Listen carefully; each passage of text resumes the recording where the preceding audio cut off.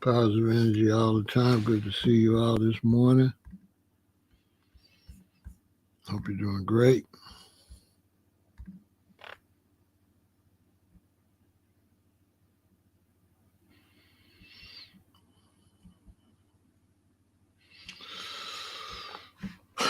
I'm telling you.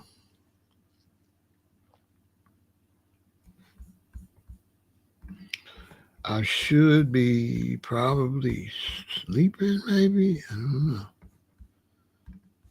But I'm not happy about what I'm seeing. We're going to talk about it, though.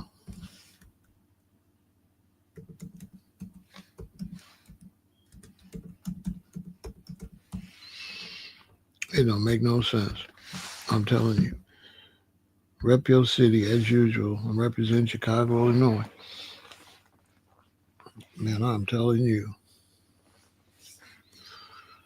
What are we going to do? I don't know what we're going to do as a people. We don't take nothing serious.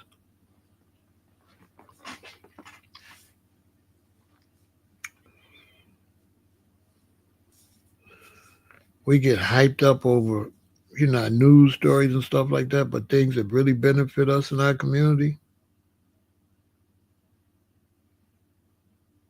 weak.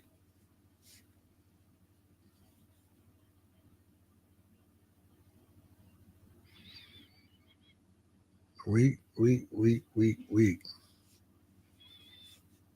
Every year, 2023, 2024, 2025, same thing every year. It ain't getting no better. Weak, weak, weak. The reparations movement is weak. I'm talking about extremely weak. You can see the patterns. Have you been doing it as long as I've been doing it? You can see the patterns.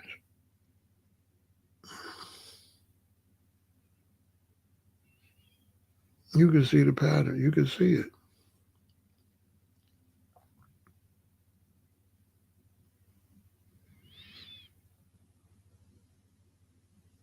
We don't have what it takes to get no reparations.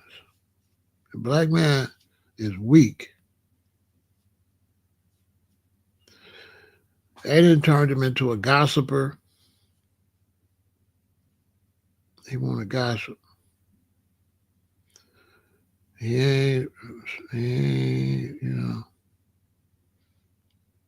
he not for no type of rights or nothing like that. We don't got that generation gone. We had that in the 50s. We had it in the 60s. We had it in the 80s. But from the 90s, once the 90s came, it was gone. It's gone.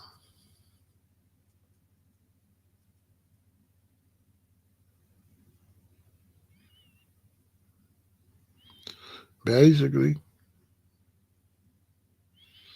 it's gone. It's embarrassing for other races and people to see us this weak. It's embarrassing. Those of us that's out there pushing for reparation constantly,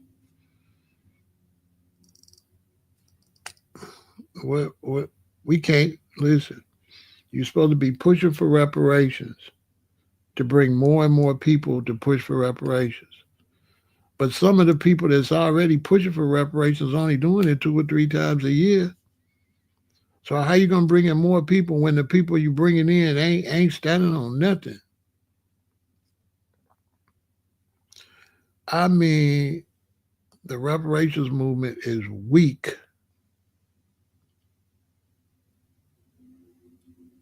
Seriously. Ain't nobody calling it out. Everybody trying to act like they don't see it. I'm the only one calling it out. It's so weak that brothers out here saying we don't need to get it. And you let them do that.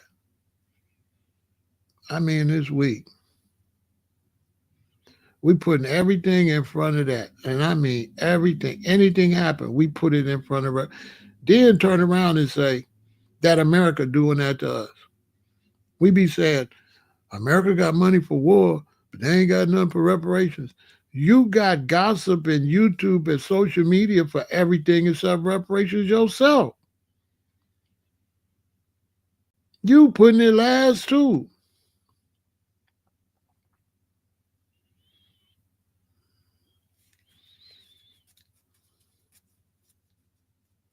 I'm gonna tell you why I'm saying that. I just seen something. I was finna chill out. Man, listen. I was gonna chill out. I was through for the night. But I always post. I always go on YouTube. I search reparations. And I'll put this week or I'll put today. If I did it yesterday, I'll put today. If I missed a few days, I'll put this week. So on Juneteenth, I searched it. It was weak. It went on. It was just a couple people. So when I got through doing my live tonight, I went and searched it. And there's a whole bunch of talk about reparations that have been posted over the last 2 days. And that pissed me off because it's like, that's so phony. These people that's posting it, they ain't said nothing all year. I've been looking. Nobody been saying hardly nothing.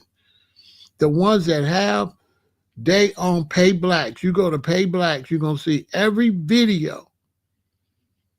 Anywhere where somebody talked about reparations, I've been posting. So I know exactly who's been promoting it on social media. It's been extremely slow from before the election till now. Now is Juneteenth. All these people posting reparations. And they just doing it for clout because it's Juneteenth. So it's Juneteenth. So now you want to be Juneteeny. You want to get Juneteeny, bubbly Juneteeny. So now, because it's Juneteenth, you want to stun and you want to post reparations because it's Juneteenth, and you want to get in on the Juneteenth vibe. You don't really want reparations. They just posting because it's Juneteenth. That's the thing to do now.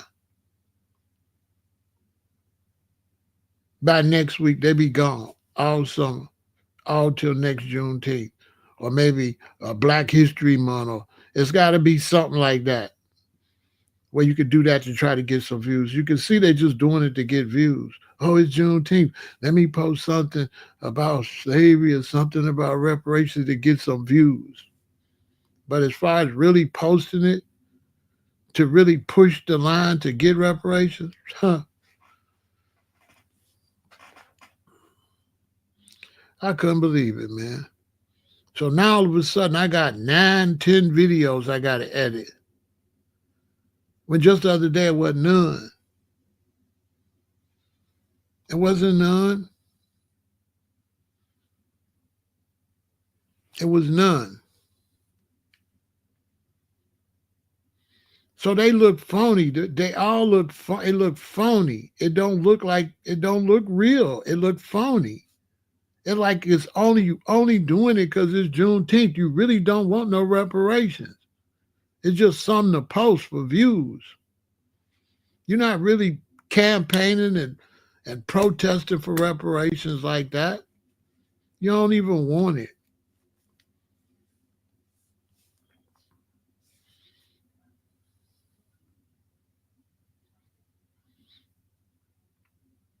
Black Americans then gave up.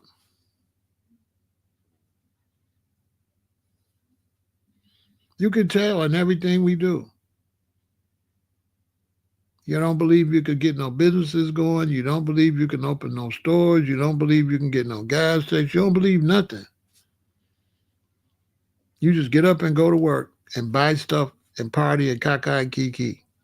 But you got no faith in your race or your lineage. I mean, none. You don't believe your lineage can do nothing.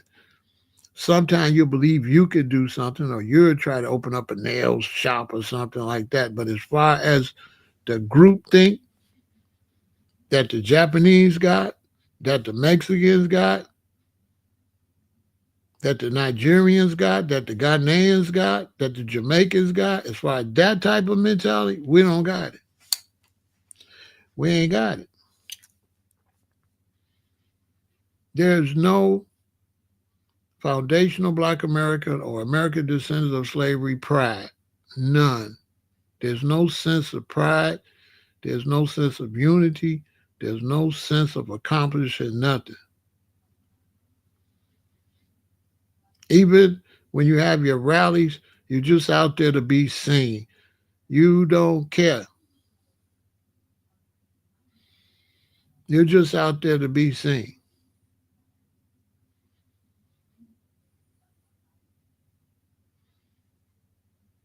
Because you say we hate on each other. What that got to do with reparations? Reparations ain't another person. Reparations is money that's owed to your ancestors. That's not another person. So what that got to do with not liking each other? You can promote it on your own. You ain't got to promote it with another brother. This ain't about not liking each other. We ain't on nothing. The reason we hate on each other because the idle mind is the devil workshop, because you ain't doing nothing else. So when you ain't doing nothing, all that's left is foolishness. That's the only reason we hate on each other, because we ain't doing nothing. So you got time for that. You got time for foolishness because you ain't doing nothing. Man, let me tell you something. If you're trying to do something, you don't got no time for foolishness when you're trying to do something.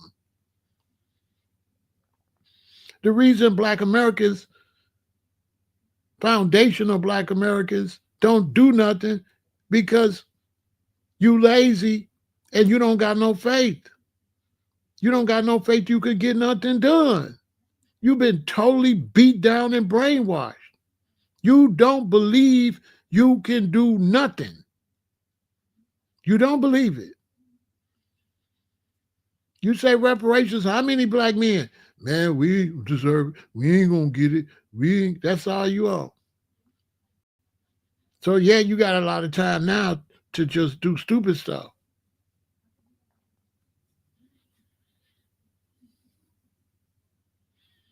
Then you want to say you don't like the young rappers, and all y'all in y'all 30s or 40s, y'all ain't, what y'all got? What y'all got to offer the young rappers that's rapping crazy? What you got? You don't want them rapping like that. You want, what you got? You got a record label? You got a studio you gonna put them in? You got any? No. You get up, go to work, chase women, run behind your wife, run behind your girl. That's all. Run to see the basketball game. That's all the Black man do was, that's all he talk about is sports. The other men all day. Man, you see dude can shoot, man. Man, he scored 35 on dude in him. Man, da, da, da, da. That's all you do. That's all you do is watch men play sports all the time. That's the Black man's number one occupation, is watching sports and chasing women he can't keep. Basically. He can't keep them because he constantly chasing them. So while he chasing them, as soon as he get her, somebody else chasing her.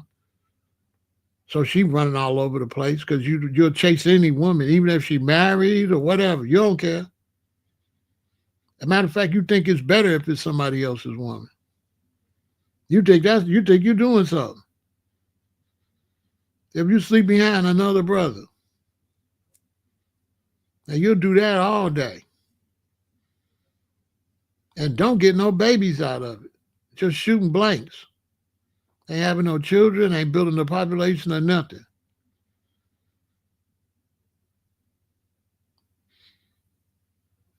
Just some JOs.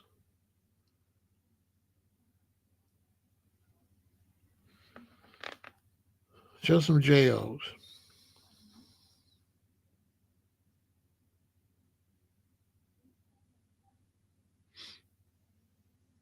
So I'm pissed, man. I went over there, seen all them posts about reparations. It pissed me off. Because it ain't been all winter. Just a few. I would expect it maybe to slow up a little bit during the presidential election, which it shouldn't have. That's when you're really supposed to push. But I don't know. We don't understand politics. We don't understand business or nothing. Slavery and being under this system has destroyed the black man. Because he's always had somebody tell him what to do, he don't know how to do nothing. That's why they got to go to prison. They want to go to prison so somebody can tell them what to do.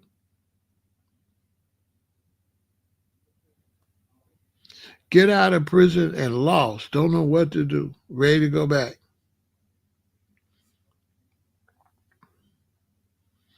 I can't blame the women because we supposed to be the leadership.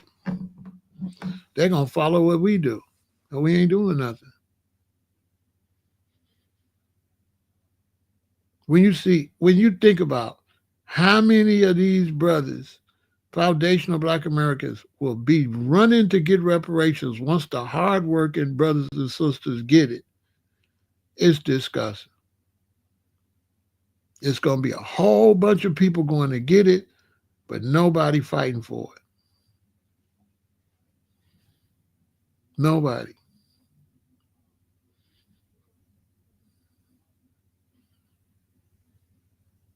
Ask yourself, if you in the chat, how much you been pushing reparations. I'd like to know. That's what I'd like to know.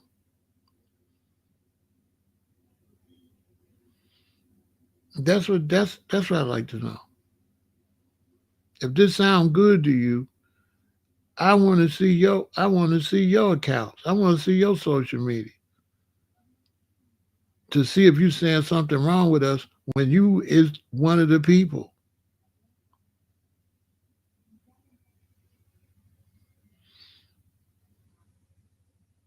You understand?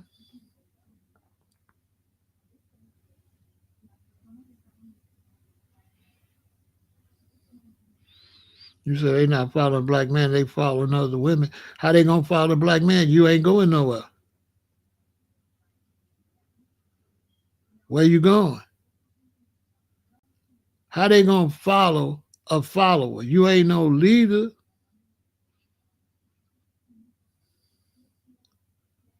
Just the fact that this generation is saying a black woman run over there show you a punk. How?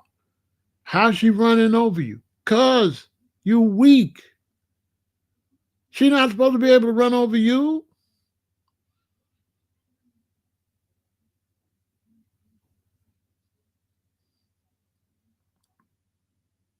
You weak.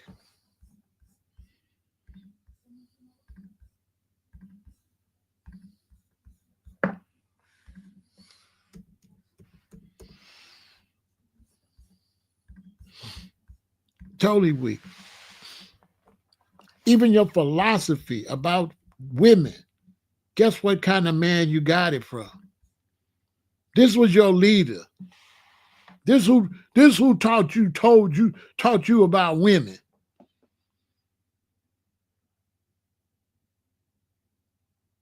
Yeah, this your leader right here. This who you listen to about women. Yeah, I'm watching.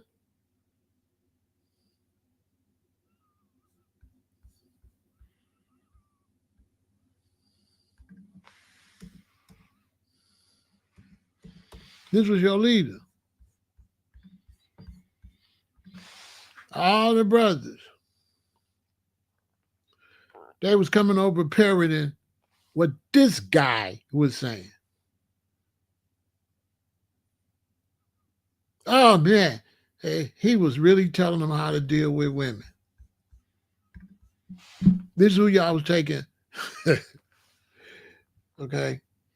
All of a sudden, y'all start trashing the sisters after listening to him, knowing that men like this don't like women.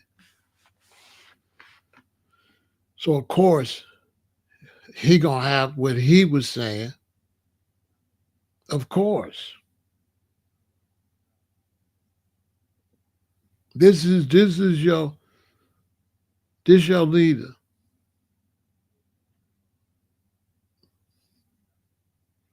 Look at me. What you think he could tell me? What you think it'd be like? Me on a YouTube or on the video with him. How you think that go if I was talking to him? What you think I'd say to him?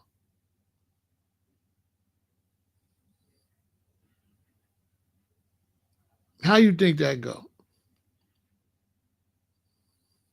If he tried to tell me something about women, what you think I'd say to him? Who believe I'd take advice from him? Who believe he could tell me anything about a woman? Anything.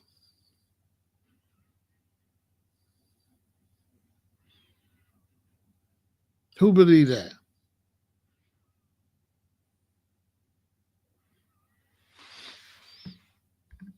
You can't be a king if you don't deal with your army, if you don't deal with men. A king don't deal with women. A king deals with soldiers. Because if a king chase women, the king can't protect the women. A king can't protect the women in the castle if he run around with women.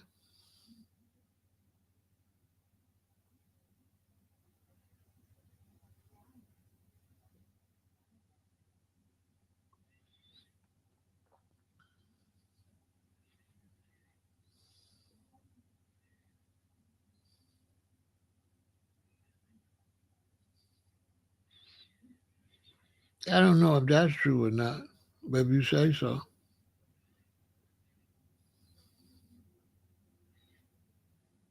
I don't know. I don't see him running through all the women. You kind of, I get what you probably trying to say, but they ain't really running through black women like that.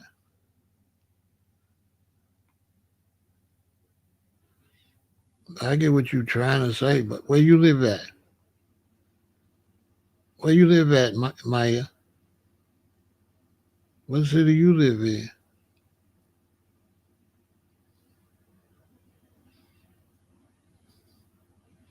We ain't got no whole bunch of Arabs walking around with no black women in Chicago. Oh, okay. Maybe. Maybe in Detroit. I don't know what y'all doing up there. Detroit bragging in and fell down and the Europeans building it back, so maybe.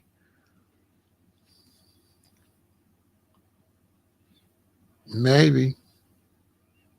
Maybe up there.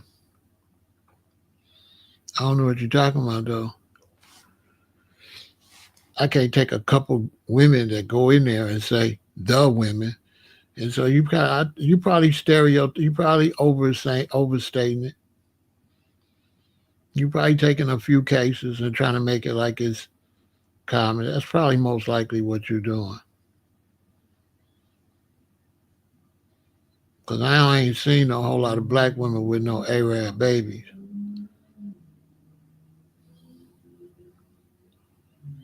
So I don't know. I think you misstating that. You got a gas station, Maya? You got a gas station?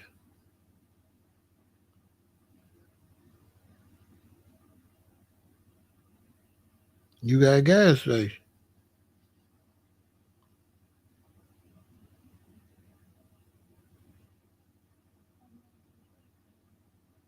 Because you insinuate If the men ain't got a gas station, they weak. So I want to know if you got a gas station. Do you have a gas station? Because you said they taking over the gas stations because men's is weak. So I'm asking you, do you have a gas station? I think that's a decent question. All right then. So they running over you because you weak, right? You ain't got no gas station. Why you don't got a gas station? You strong. You gonna have to put yourself in that then if you ain't got no gas station and they got one and you don't.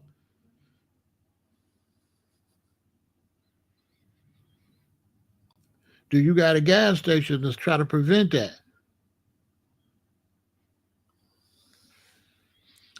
Anyway, let me get back to reparations. And so when you look at reparations, most like I, you know what I'm saying, people ain't pushing reparations. You can get over here and say that, but send me to some posts you got about reparations on your social media. What's your Instagram? Because I ain't really nobody to play with like that. You got to show and prove. What's your Instagram? I go look and see how much you've been pushing reparations. You pushing it. You say you pushing it. You was a Black Panther. Let me see some proof. I don't believe you. I don't believe you pushing nothing. I don't believe you pushing no reparations, bro. You lying. You ain't been pushing no reparations. That's why you say you used to be a Black Panther. We talking about pushing reparations now. That Black Panther stuff didn't fool me because you say, oh, I'm a Black Panther, thinking that's going to mean you pushing reparations now. Boy, you not pushing nothing. You are not pushing reparations, bro. You lying. I wasn't born yesterday.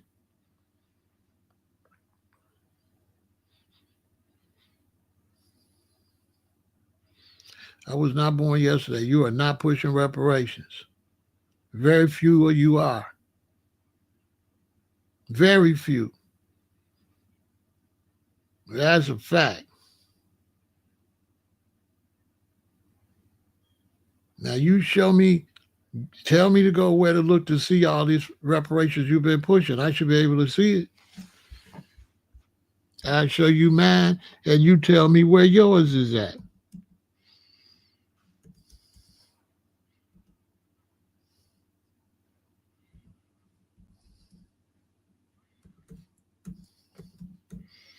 I don't be believing people on this social media like that. They'll say anything. I'm trying to have a serious conversation right here. Look,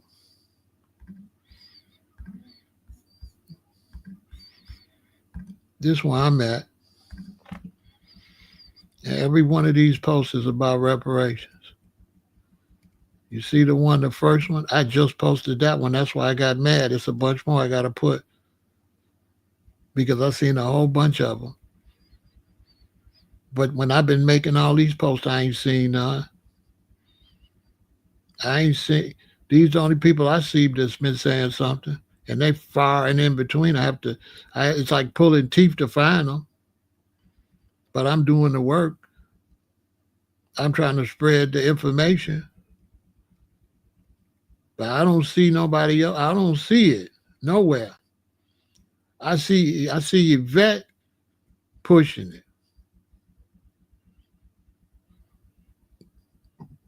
Tyreek, I understand why he not standing on all the time because he doing a lot of stuff, so he have to do different stuff on social media. He ain't able to talk about reparations that much. It'll run his following away. But he shouldn't have to. All of us out there, we should be able to hold him down.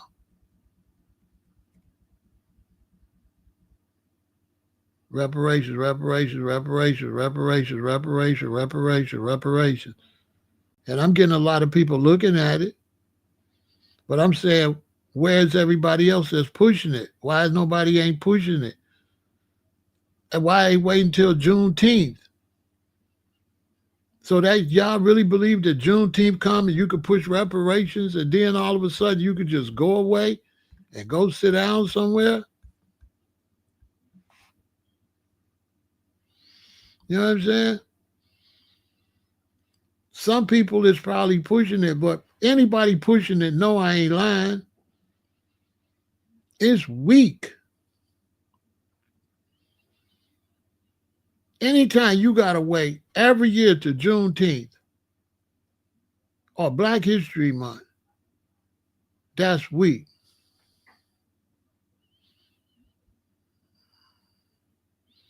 That's weak.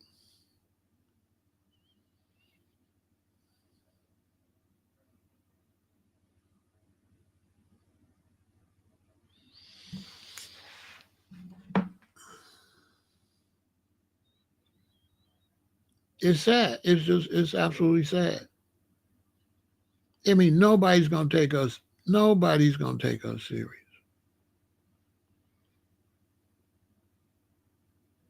Who gonna take us serious?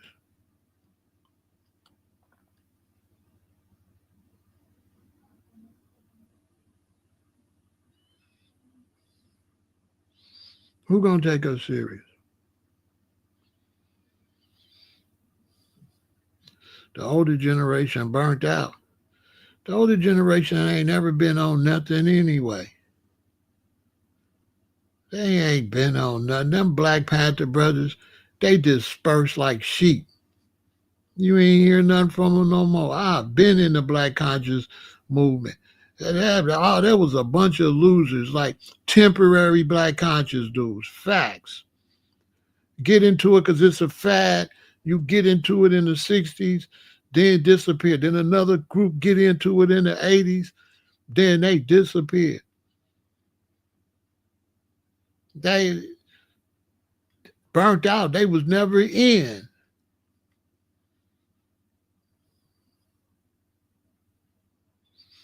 Yeah, dropping the ball. They ain't never had no ball. But when it comes to consciousness, a lot of brothers is like follow fashion monkeys. So when they see the real brothers getting something, they jump in it. But they just jumping in it because it's look like a little movement. But then they fizzle out because they wasn't in it in the heart anyway.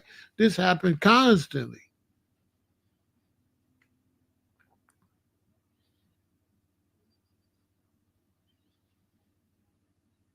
Man, they down with Malcolm X. I say, you still got your slave day? Yeah. All right, bro, keep Malcolm out your mouth. How you down with Malcolm? Malcolm said, get rid of your slave day. Oh, okay. You was just pretending but you didn't follow nothing Malcolm told you to do. You still a slave. You still got a slave name. And one of Malcolm's main teachings was to get rid of your slave name. That was a whole deal. Put an X on it till you find another name. So all these brothers claim they love Malcolm X. Go look at their driver's license. They Johnson, they Jackson, they Smith. But you meet him, he Mobutu, a Bolo. You know what I'm saying? He Mobutu, a Bolo. I'd be like, I'm Pharaoh. He like, I'm Mobutu. We driving, the police pull us over. They take his license. Okay, Jeremy Williams. Take my license. Okay, Pharaoh El-Aton. Oh, your name, you Jeremy, huh? Your lying ass. You ain't no Mobutu. You ain't none of that. Fraudulent. And it ain't changed none. If it's popping, oh yeah, reparations. You know what I'm saying?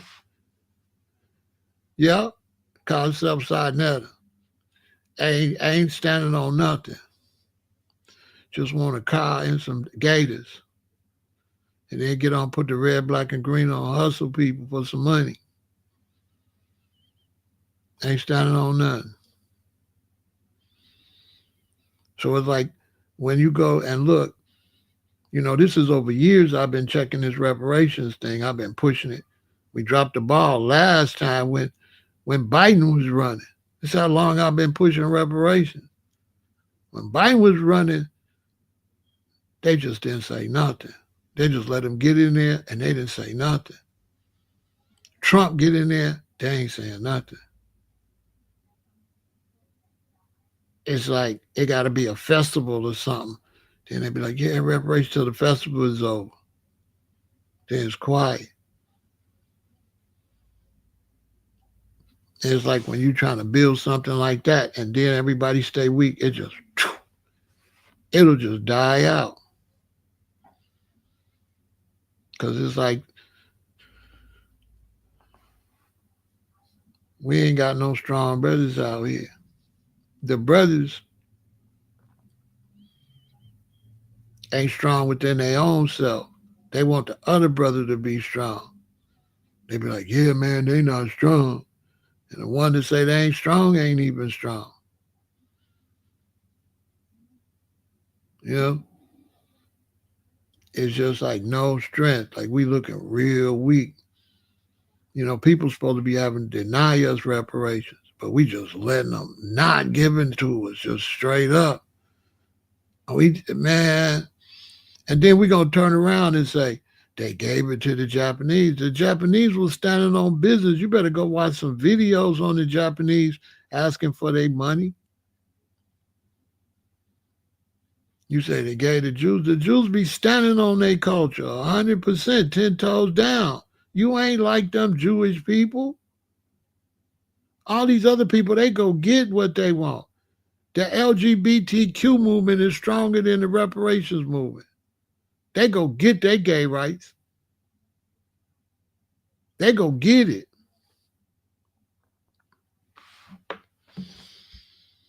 They go get it.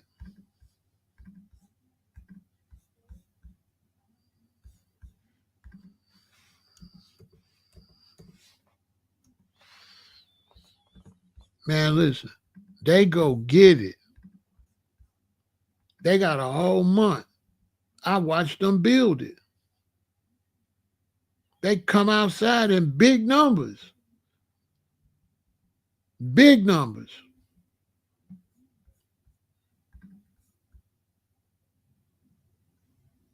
They wave their flag, they wear their colors, and they come out constantly to push what they trying to push. Now, the fact they stronger than the reparations movement don't make no sense.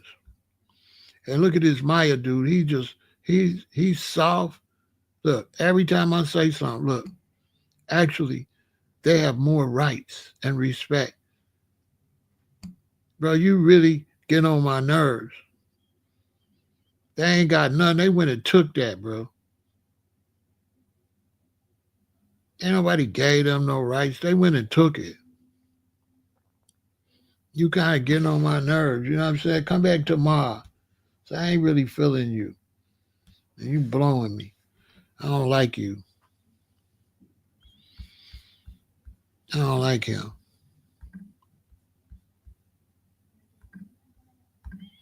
Let me delete all this nonsense you've been over here typing. You know, I don't like dude. How a man gonna say somebody stronger than him? See what I'm saying? Everything he say, he put it on everybody except us. It's the Arabs, it's the gays, it's everybody. It's really him. Bro, get your ass out of here. Come over here trolling with that nonsense. I gotta see you in person. And when I ask he come over here. That's why they got the gas stations, because we weak. I say, you got a gas station? All right, then you weak. You know what I'm saying? The thing you're supposed to say is, I'm the only one got a gas station. Everybody else weak. Then I'll be like, okay, you going. But to say we weak, they getting all the gas stations, but you ain't got one. That means you ain't tried to get one. Don't come over here playing with me. I'm sharp. He ain't tried to get nothing in the community. Talking about they taking the community. They ain't got to take nothing from you because you ain't doing nothing. You ain't doing nothing in the community over here, faking over here. Think you could fool me on this chat? Boy, you can't fool me. I've been outside. I know the real from the fake. Everything you said was phony. Over here, phony, phony. All he want to say is he want to stamp while we ain't on nothing.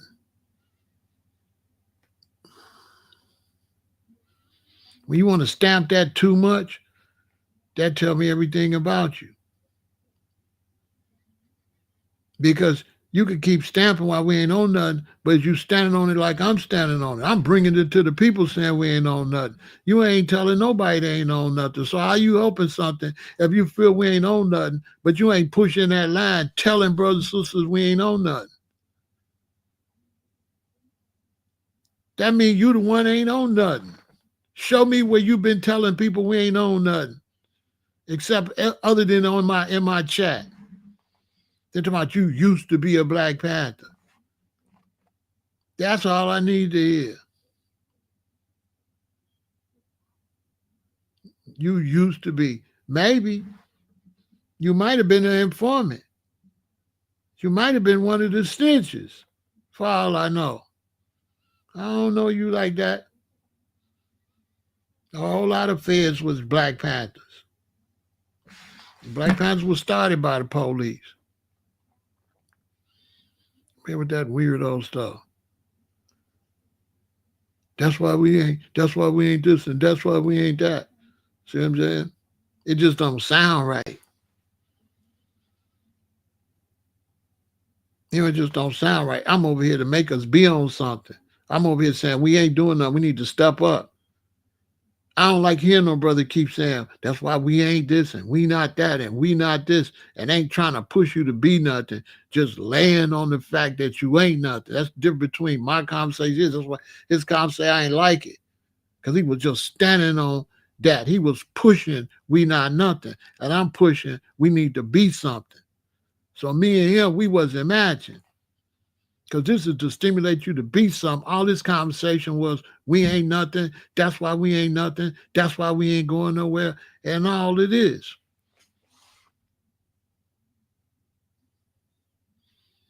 I didn't like it.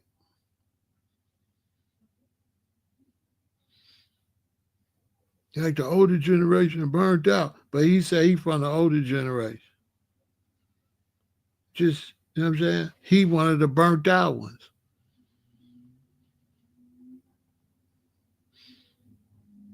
He ain't pushing nothing.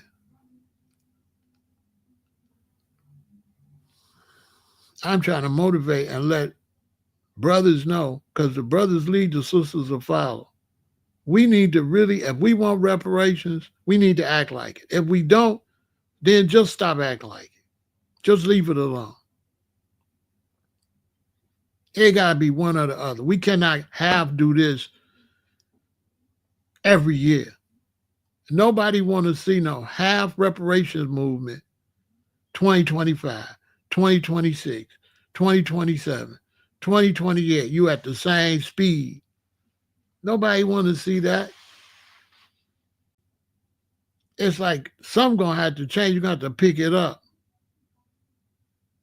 This just ain't going to get it.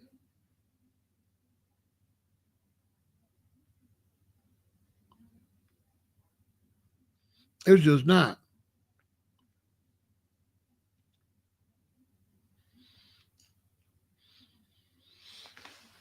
I could see the reparations movement not getting no steam back in the 60s, 70s, 80s, 90s.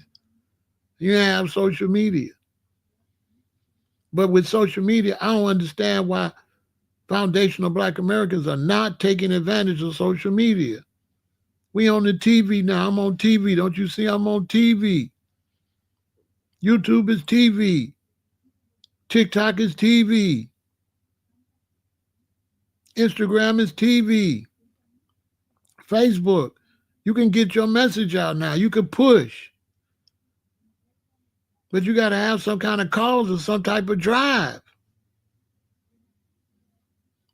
Why aren't we just beating up the ground with reparations? Look, like I said, a few days ago, I went and looked. It was a couple posts. So the reason I'm talking about this, I went to look up reparations now, and look what I seen. As soon as I went, reparations, reparations, reparations, reparations, reparations, reparations, And it ain't been like that.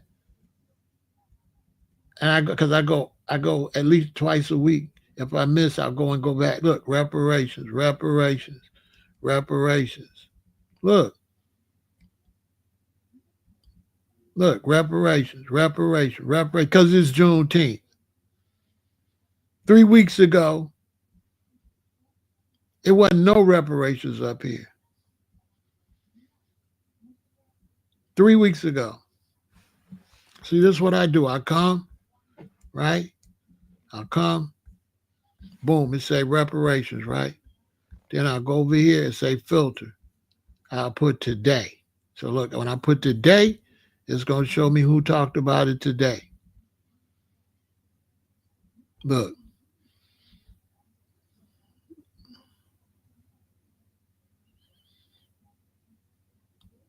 All because it's around Juneteenth. Come back in 3 months. Look, you can see you can see it's not as many. See, it's not reparations no more. See it went away. See, because Juneteenth was over. But if you go back and you do a week, that's going to include Juneteenth. 3 days ago, 4 days ago, 2 days ago, 5 days ago, 1 day ago, 3 days ago, 4 days ago. Look, 2 days ago, 4 days ago. Everybody talking about reparations because it was Juneteenth. 4 days ago, 2 days ago, 2 days ago, 2 days ago, 1 day, 7 hours ago. African diaspora, he be on it though. He be on it. I gotta give him props. But look, now it disappeared. So you can see all the reparations talk was 4 days ago because of Juneteenth. Because of Juneteenth. That ain't gonna get it. That ain't gonna get it. That ain't gonna get it. Reparations talk on Juneteenth ain't gonna get it. That's gonna be basically once a year. And then it's gonna be gone. And it's irritating because if those of us go out here and beat the ground and get some headway and get it, all these losers that ain't been saying nothing, they gonna beat us in line. That's the part right there. You know that everybody gonna want to go get it.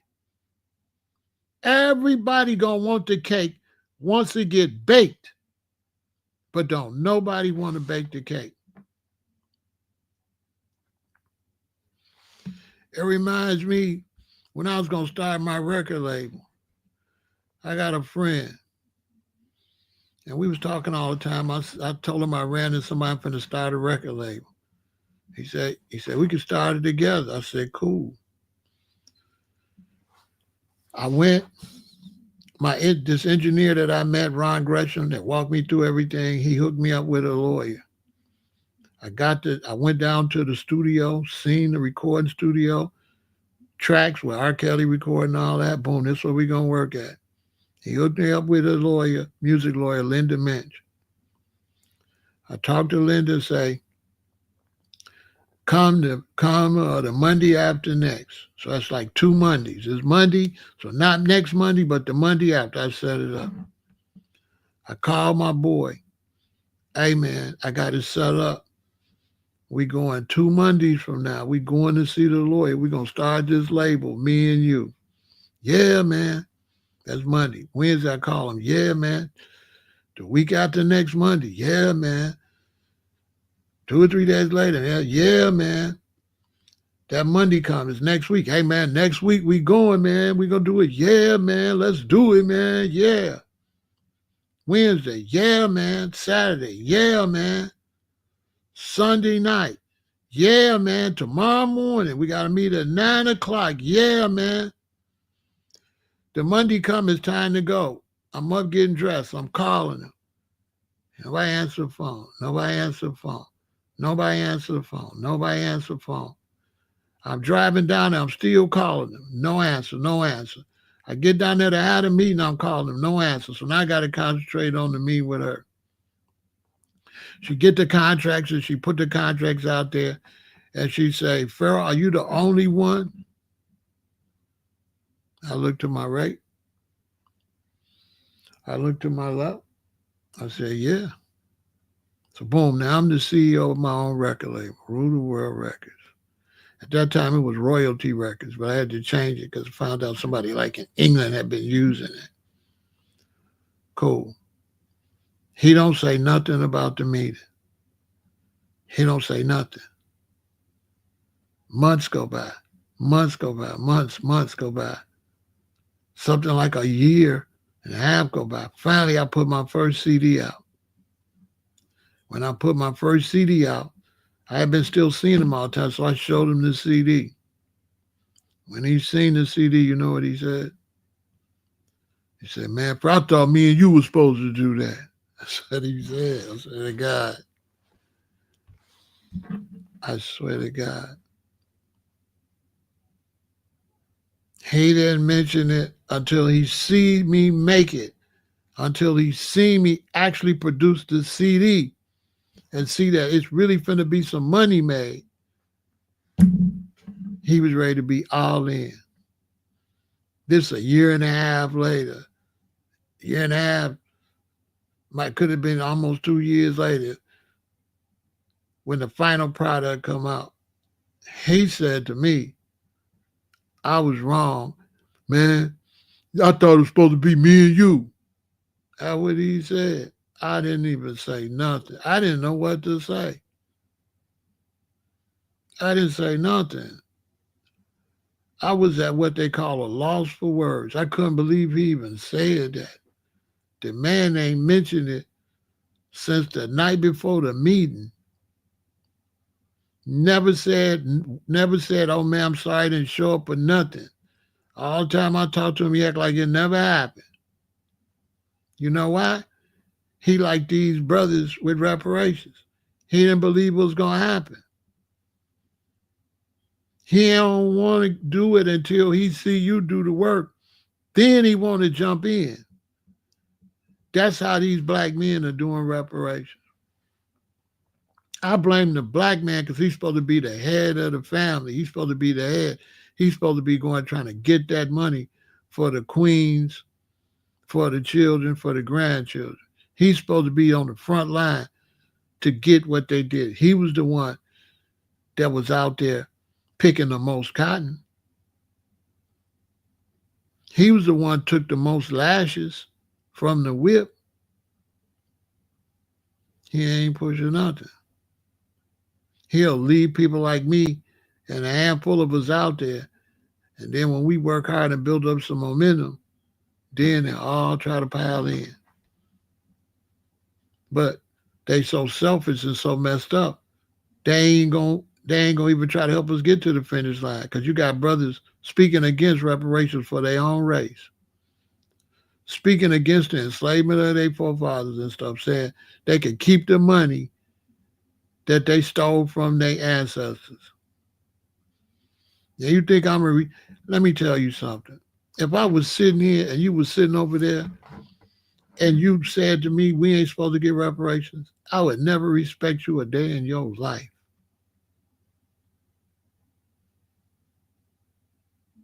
I would think in my mind to your forefathers, to your great granddaddy, man, I'm sorry. I don't know. He doing you wrong. I'll be sorry for your great grandparents. You ain't even standing up for them. I had a European tell me why you need to get reparations. That was a long time ago. You wasn't no slave. I said, could the slaves get what was owed to them? They were slaves. He said, you got a point. Man, just give me my money. That's what they're going to say. They're going to say, that was a long time ago. You wasn't a slave. All right. A slave don't get paid. So if you got a slave and don't pay them, how we going to get their pay? So you telling me they just don't never get no pay. We can't stand up for their pay when we get free enough to ask for the pay. Now you saying it's a long time ago. So it's like you sell me a car. I buy the car, I get the car and tell you I'll be right back with the money. I'll never come back with the money. 20 years go by, you see me. You say, man, where my money for the car? I say, man, that was a long time ago though. Or you told your son that I took your money, I took your car and never paid you. You pass away. You telling me that your son ain't got the right to get his daddy money?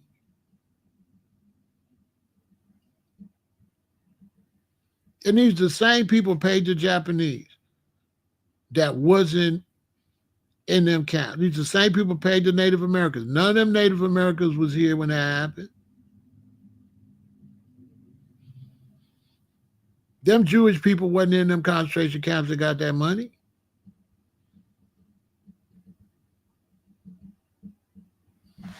Their children wasn't in. They wasn't in there.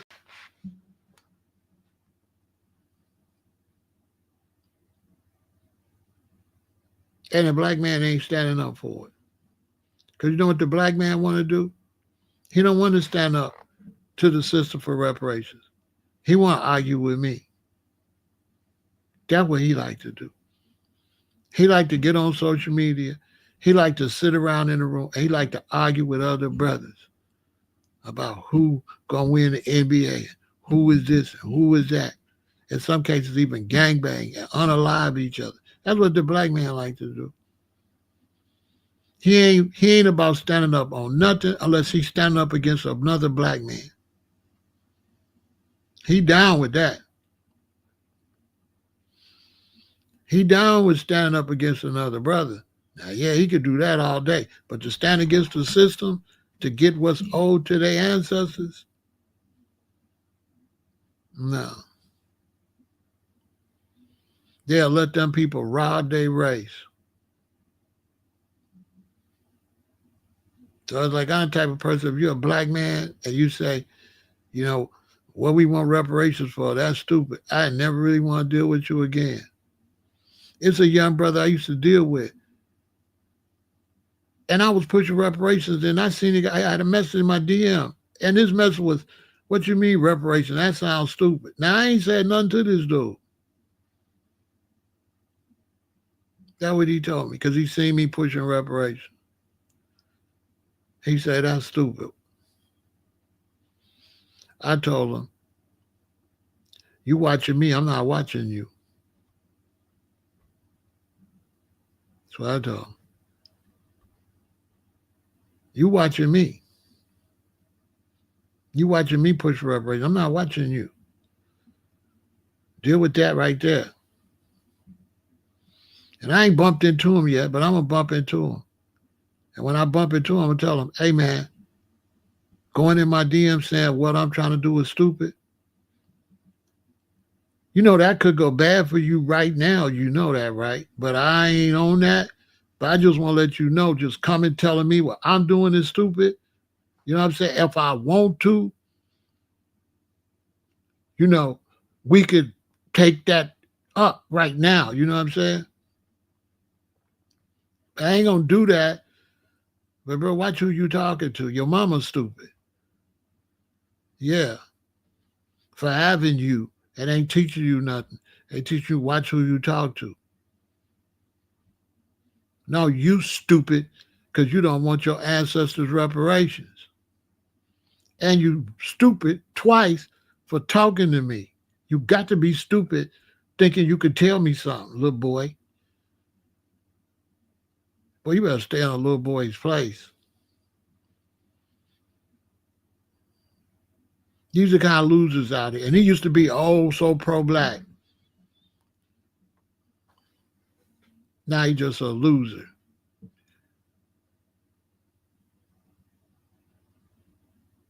Because they think that somebody owe you, they think that's begging for a debt. Uneducated and slow. If somebody owe you a debt, how is you begging for something that they stole from your family?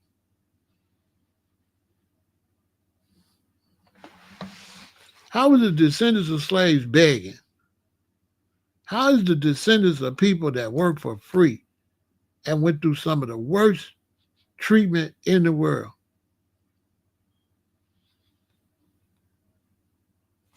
Make it make some sense.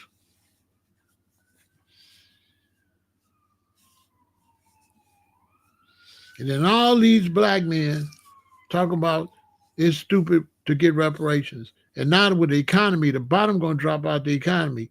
A lot of them finna be broke. A lot of them finna be homeless. A lot of them finna lose them houses, them cars, them apartments, them condos. They finna lose all that. Because they ain't got enough money to pay for that as long as they're going to be out of work. Because they finna be out of work. All the ones think they got it made. Watch. They ain't going to have nothing. They ain't going to have nothing.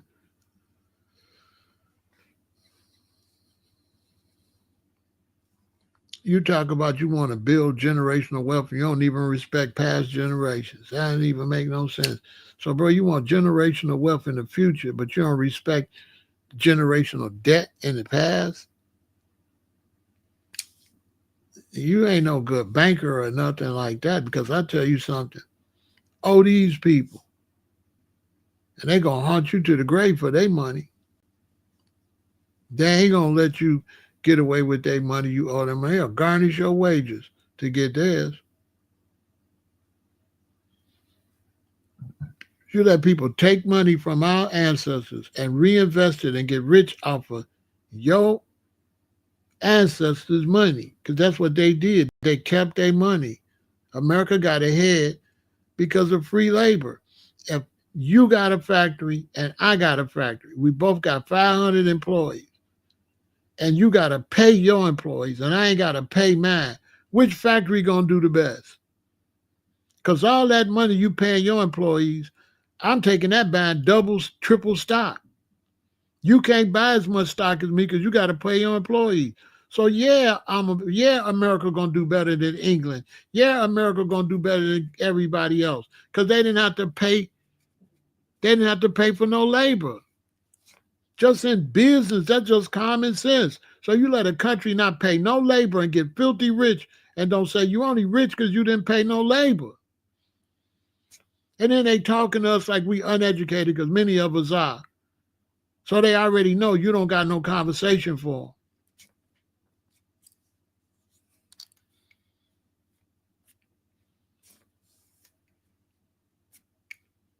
Not like me. Because if I went to Washington, D.C. and they talk crazy, I talk crazy too. So if I said, man, we deserve reparations, I'm trying to be all decent, and one of them senators say, well, I don't see where you deserve reparations, I'll tell them, well, we just take it then.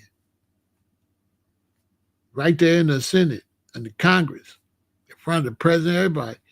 Listen, we're going to get this the easy way or the hard way. What you mean by that? I mean, we're going to take it from you. I mean, what you mean what I mean? I mean, we're going to take it. He'll say, well, I'd like to see that. You going to see that if you don't pay us.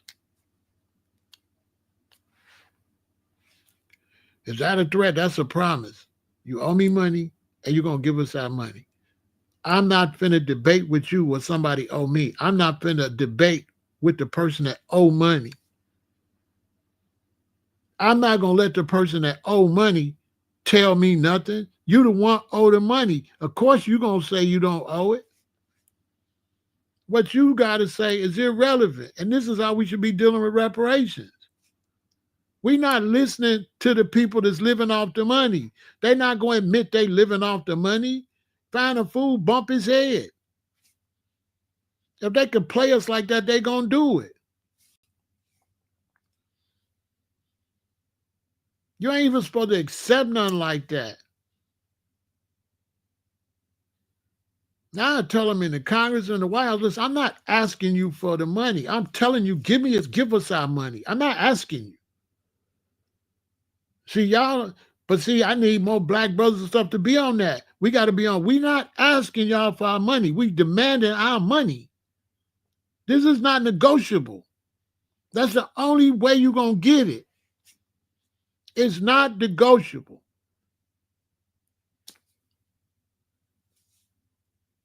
I'm not negotiating with the person that owe me on how they don't got to pay me. And I'm not going to let the person that owe me pretend they don't owe me and live off of the profits passed down to them. That's so smart, that's good in geometry and all this math and banking. But now all of a sudden, you don't know nothing about interest. But when I come to your bank, you know everything about interest.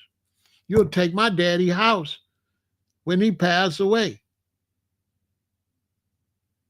And he gone, but why you still want his house? Why that ain't a long time ago?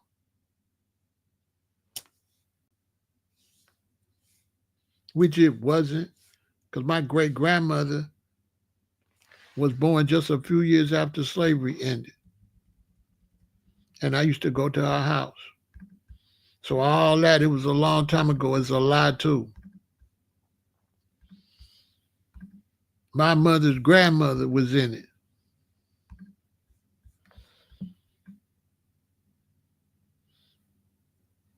And they're going to tell y'all it was a long time ago.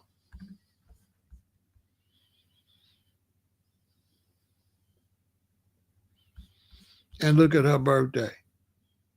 And look when she passed away. She was born in 1876, 11 years after slavery ended, which means my great-grandmother's mother was a slave and father was a slave.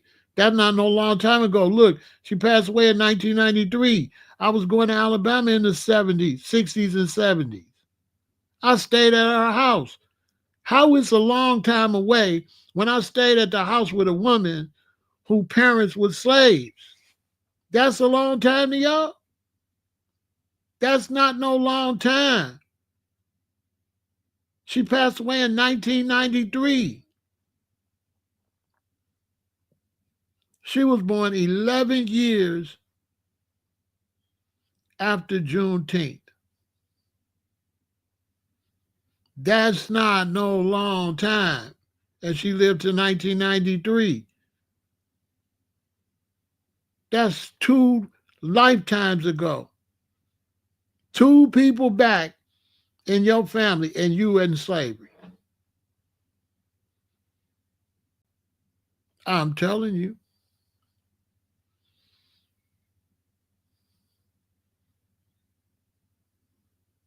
I'm telling you.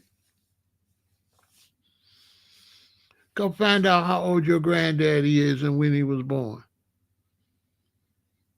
And then take the date he was born and then think about his daddy, your granddaddy, and then think about your great-granddaddy. And your great-granddaddy was in slavery or born right after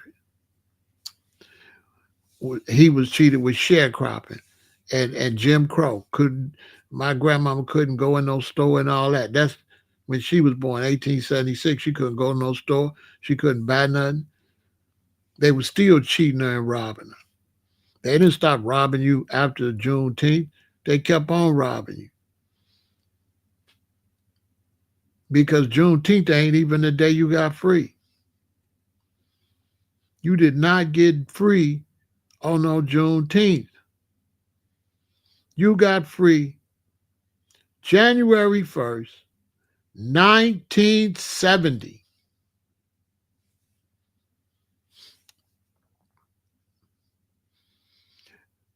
Black America, foundational Black Americans, you were not free until I was 12 years old.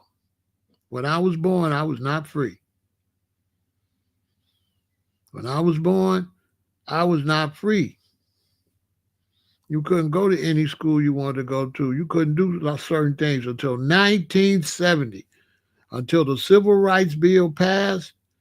A few years after that, you was free. Because you wasn't even free the day the Civil Rights Bill passed. You wasn't free until these knuckles made you free and people got knuckles put on them and got out the way. 1970. OGs, my OGs fought for you to walk these streets. Ain't no piece of paper let you walk these streets. That's all lies. Go give me your top scholar. I'm 67. I was here. Ain't no Martin Luther King is not the reason you can walk these streets. I'm born in 1958. You can walk these streets because of people born in 1955, 54, 53, and 52. They the ones that made it so you could walk these streets. My OGs, they the ones that fought at all these schools and caused white flight. That's a fact. Anybody will tell you that. That my OGs, 3, 4, 5, 6, 7 years older than me, they was the ones that really fought on these streets for you to walk around. Martin Luther King did not make it so you could walk around in Chicago. That's a fact. You couldn't go to Finger High School. You couldn't go to Morgan Park. They fought. I used to see them running home and getting more dues and going back. I watched it.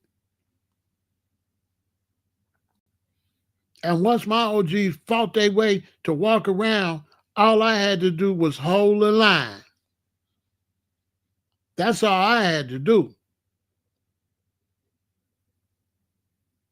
Was hold the line. And that's what I did. That's a fact. This my life is a fact.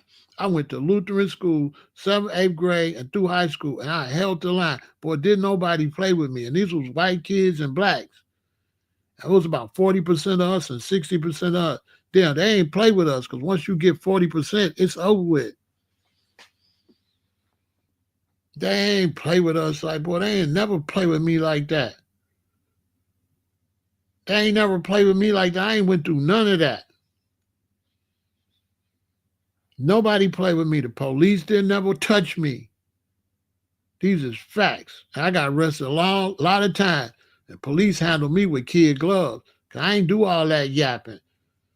I ain't do no talking with the police. I don't got nothing to say.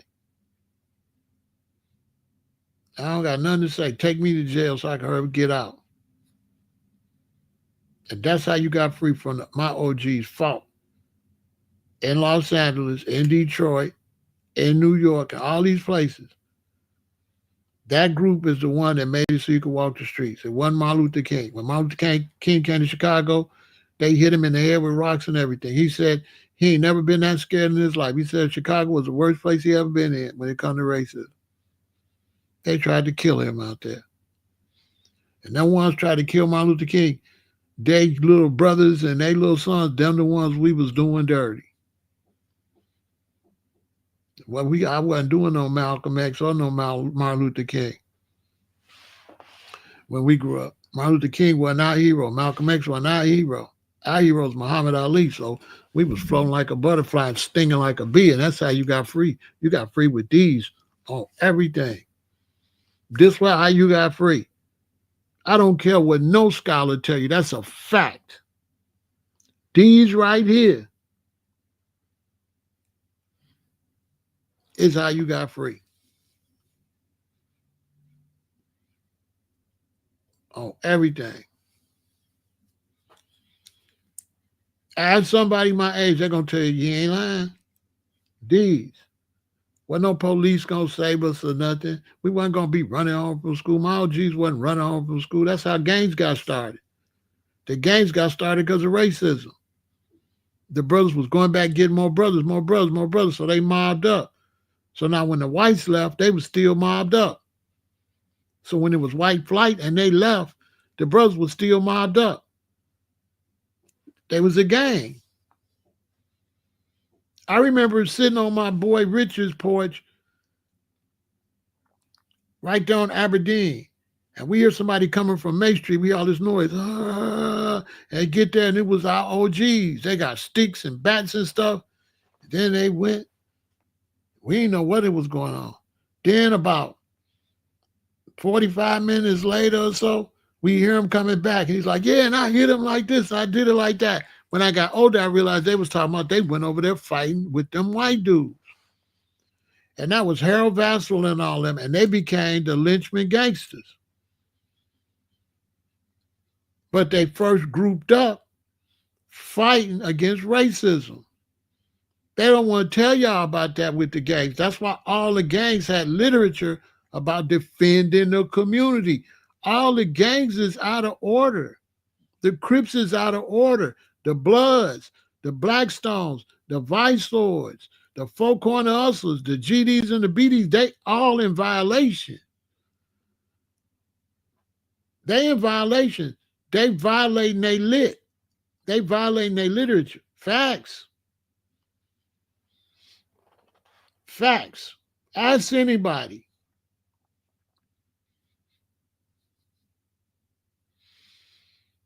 These is facts. Out there in LA, that's what started the Crips. They was followed, they was and in LA, they was fighting dudes back from the Navy.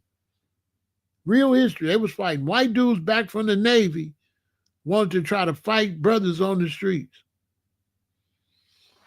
These is facts. Philadelphia, all that. The people that freed y'all to walk these streets was born in 1956, 55, 54, 53, and 52. Them was the ones. Before them, they was, not the ones. They was like still with the we shall overcome and protesting and stuff. But that next little group, they weren't with none of that.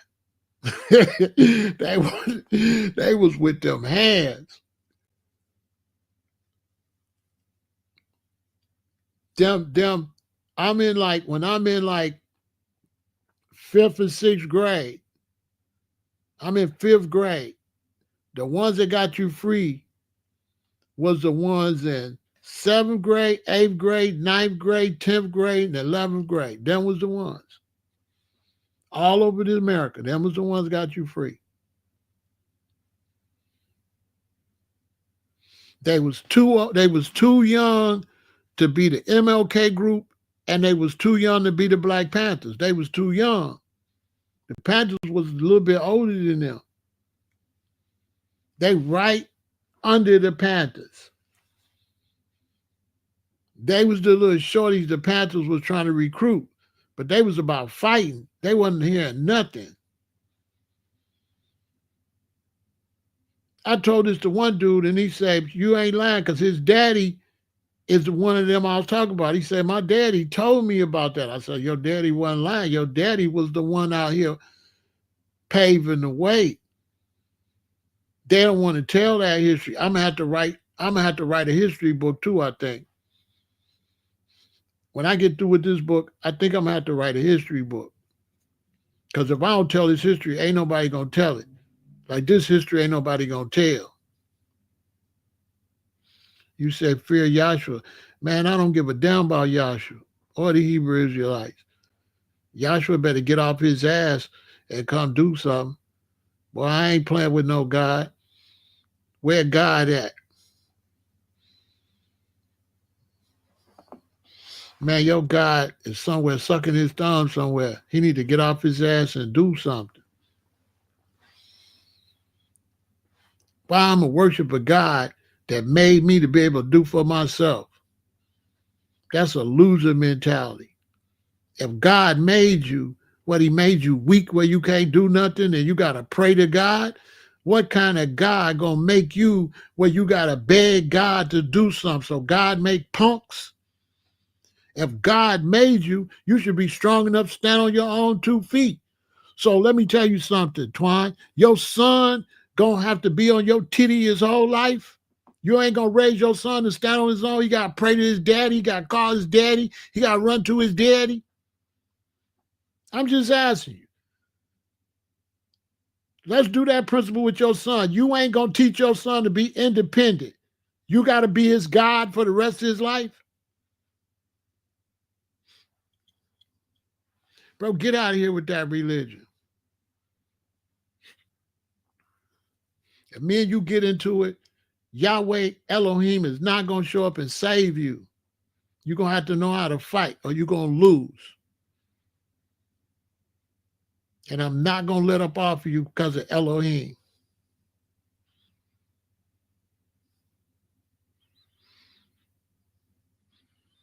I don't know what you're talking about. You're doing weirdo stuff and you're trolling. I don't like trolls. You're trolling, bro. You know what I'm saying? Don't come up here and tell me nothing about Elohim or none of that.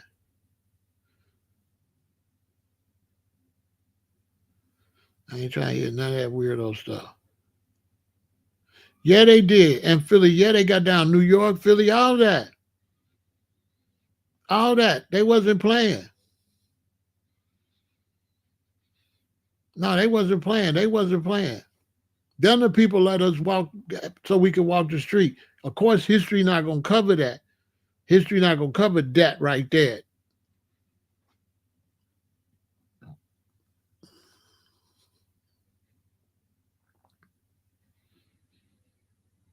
These are dudes younger than Stokely Carmichael and them, right? You know, Malcolm and them is older, then Stokely and them, and then them little group right under there. Just 5 years of them. Not a whole bunch of them, just them 5 years. 56, 57, 58, 59. Really 4 years.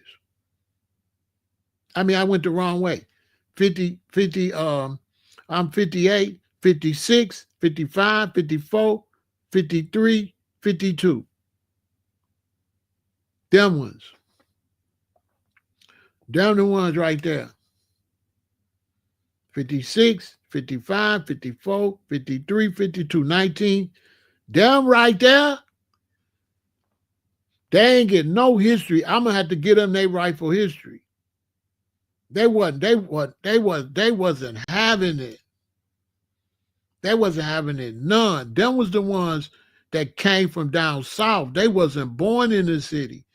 They came to the city when they was like 7, 8, 6 from Mississippi, Alabama, like that, Georgia.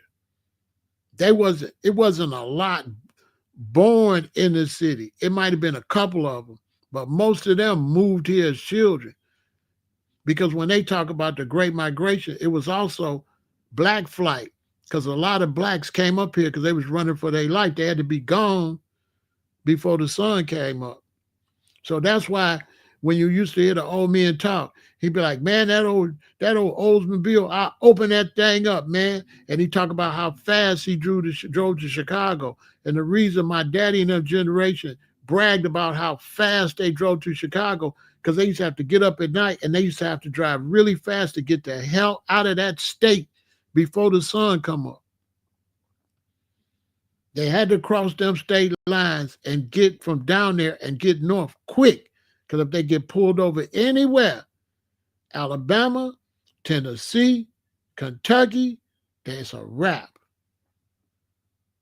So they be flying nonstop. And when we go down south, they pack their chicken, they pack stuff to drink.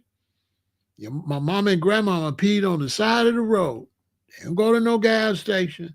It's only certain gas stations they go to, a lot of people, and they only stop at Holiday Inn. We never slept at no hotel by Holiday Inn. It was recently where I realized Holiday Inn must have been in the Green Book. When you see modern history, then you start thinking about, oh, that's why. Because part of my childhood went to Alabama every year. And one of the most fun is we was always playing with black children at the Holiday Inn. Now, why was all these black families at the Holiday Inn and we playing with their children? We used to be up and down the hall at Holiday Inn with other black children from all over. It was just recently, like 2 or 3 years ago, I realized why. I was like, oh, that's where the blacks stayed. Holiday Inn. That's why my daddy bought Standard, used to go to the Standard gas station. Back then, they would only go to one type of gas station at one type of hotel. Now I know why. Those was the ones was friendly towards blacks. Holiday Inn and Standard. That became BP. That's the only gas station you would go to. They would never go to no other hotel. And that's why my daddy had a gun, my grandmama had a gun, my mama had a gun. I was wondering why they had a gun. I didn't know until I watched documentaries later. And I said, oh, they had to. And that's why we left Chicago at 4 in the morning. Soon as the crack of dawn, we'd leave Chicago because they didn't want nobody to know we had left home. And they trying to get to either Louisville or Nashville by 4. So we wouldn't get stuck in no sundown town. Every time we drove, all day, stop, get up the next morning, all day. We never got out there. We was never out there past 4 or 5 o'clock in the evening. Never. Except one time. And I remember my daddy was terrified. We was in Alabama. I'll never forget it. Now I know why he was so terrified. It was just a creepy feeling in the car, and it was late. Something must have happened where we got late. And I remember him going to some relative's house and going in and coming back out and getting in the car and telling my mama, sometimes relatives is the worst people, and driving off. They must have refused my daddy. Now I think we could have got unalived out there, all because some of our relatives didn't let us stay. But my daddy got his 2 babies and his wife in the car at night out there, and y'all know it's a sundown town. And y'all let my daddy stay. And I regret I didn't ask my daddy who that was, although they might have been and passed away anyway. But I still like to check them if they was alive if I go to in front of a reunion. Or check their kids, tell their kids, yeah, your mom in there did my daddy dirty, but I ain't going to hold it against y'all, but y'all need to know your daddy and your mommy wasn't nothing. You know what I'm saying? Y'all better be glad that's over with, you know what I'm saying? Real history. Yeah, man, I remember. But none of it made sense till I got older and started watching documentaries of the brother that got killed down there. The civil rights dude that got killed down there down south. I was watching that, and that's when I realized, oh, wow, because Dick Gregory said he was scared to go down there when they killed dude.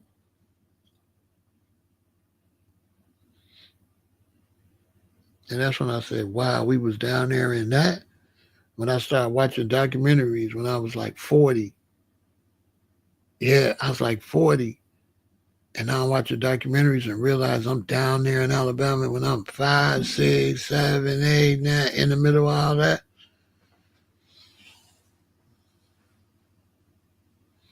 I thought about talking crazy to this white dude. I could have got the whole family whacked.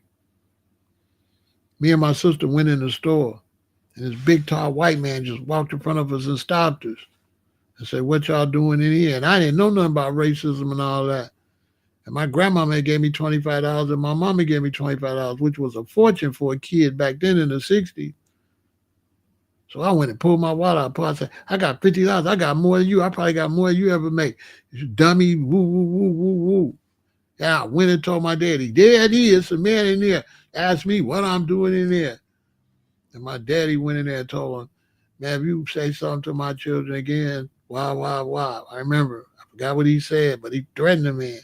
But now I'm thinking we was lucky to get out of town, though. But then again, my daddy was packing. My daddy's nephews, both of them went to prison for unaliving a hater. 2 different times. First, Oscar Preston's brother went first. And then Oscar Preston did the same thing. On my daddy's side, yeah, that's where I get the rah-rah from. My daddy's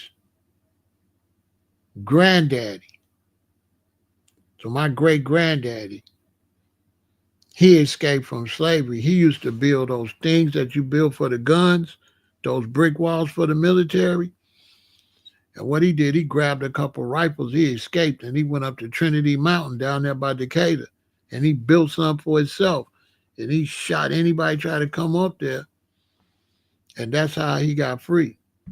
Gangstered his way. That's my daddy's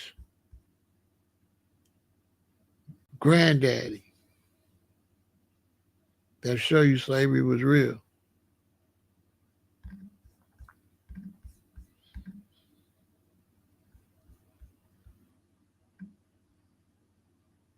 That's my great granddaddy.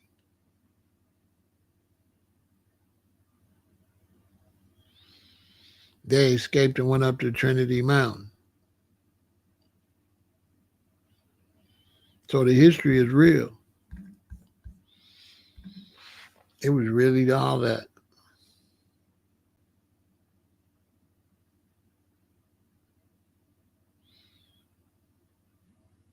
In the car, my daddy had a shotgun, in the car, he had a small gun. It looked like a black 38 or something. Because I know they had a gun. The first time is we was somewhere getting some food or in something, and I asked Granny, could I have some gum? And she said, go in the car, it's in my purse. And when I opened up her purse, she had a big old hammer, a big one. It looked like a 45, but it was probably one of them big old 38s. I'm like, Granny got this big old gun. I ain't paying no attention. Then another time, we was in a hotel, and I see my daddy took a little snub nose from under his pillow. You know, I'm a kid, so I ain't paying no attention. Then another time, I see my mother had a little gun in her purse. I ain't paid no attention. But by being plant-based and stuff like that, my memory would go back. So later, when I started watching documentaries, I said, oh.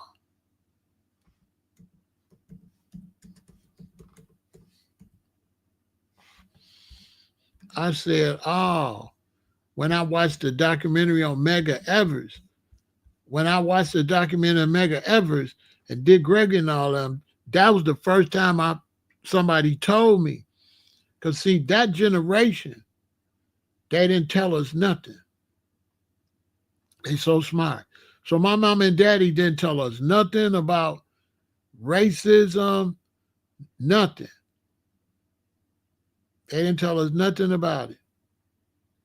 My whole childhood. So they didn't tell us nothing about it, so we didn't have no fear. See what I'm saying? If we would have knew about that, that would have planted fear, but they didn't tell us nothing about that. So now when I went to school with whites, I didn't know. All I know is, you know what I'm saying? You mess around, you're gonna get stolen. I don't know. That worked out great for me when I went to Lutheran school. Because I don't know who you're supposed to be. I know it's lynch me, love. You know, I was, you know what I mean? I was representing the lynchman gangsters, but I wasn't no lynchman gangster. Little boys is bad. All the big boys were saying lynchman, love. So I got there. I was saying lynchman, but I wasn't even no lynchman. I wasn't nothing. But kind of was. I wasn't officially, but I kind of was, because all of them was like my OGs. And they would have sanctioned me if I said that out there. They would have let that ride. But I'm going to like a Lutheran school. So, you know, my mama trying to save me. She was trying to save me. So she took me out of public school, sent me to a Lutheran school, because the teacher told her I was going to be in a gang. I was going to be a gang member if I went to public school, which I don't think I was. I don't think I was going to be no gang member. I doubt it. I was too independent. None of my friends that did go to public school, none of them ended up gang members.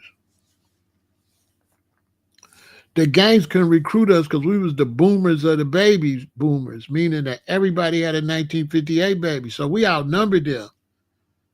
So if it's 15 gang members, it's 45 of us. So what they going to tell us? Because we was the boom, meaning everybody had a 1958 baby. So we outnumbered all other years. If this lady had 5 children, one of them is in 1958. If this one got 3, one of them is in 1958. She got 1, that baby 1958. So a 1958 baby was either the only child, the first child, the second child, the third child, the fourth child, the fifth child. But every family had a 1958 baby. So while we was deep, when we graduated from 6th grade, they let us go downtown by ourselves. We down our ribbon. And there's hundreds and hundreds of 6th graders downtown Chicago. When I went to high school, the seniors, we outnumbered the seniors, freshmen. Yeah, we outnumbered them. We was more, and we was rougher, and we was more athletic because there was more of us to play with each other. See, when you ain't got a lot of people to play with, but it was a lot of us. We could have a whole baseball team. We had a lot. It was a whole bunch of us. That's Black history for you. 1958. That was your biggest number of Black people born at one time.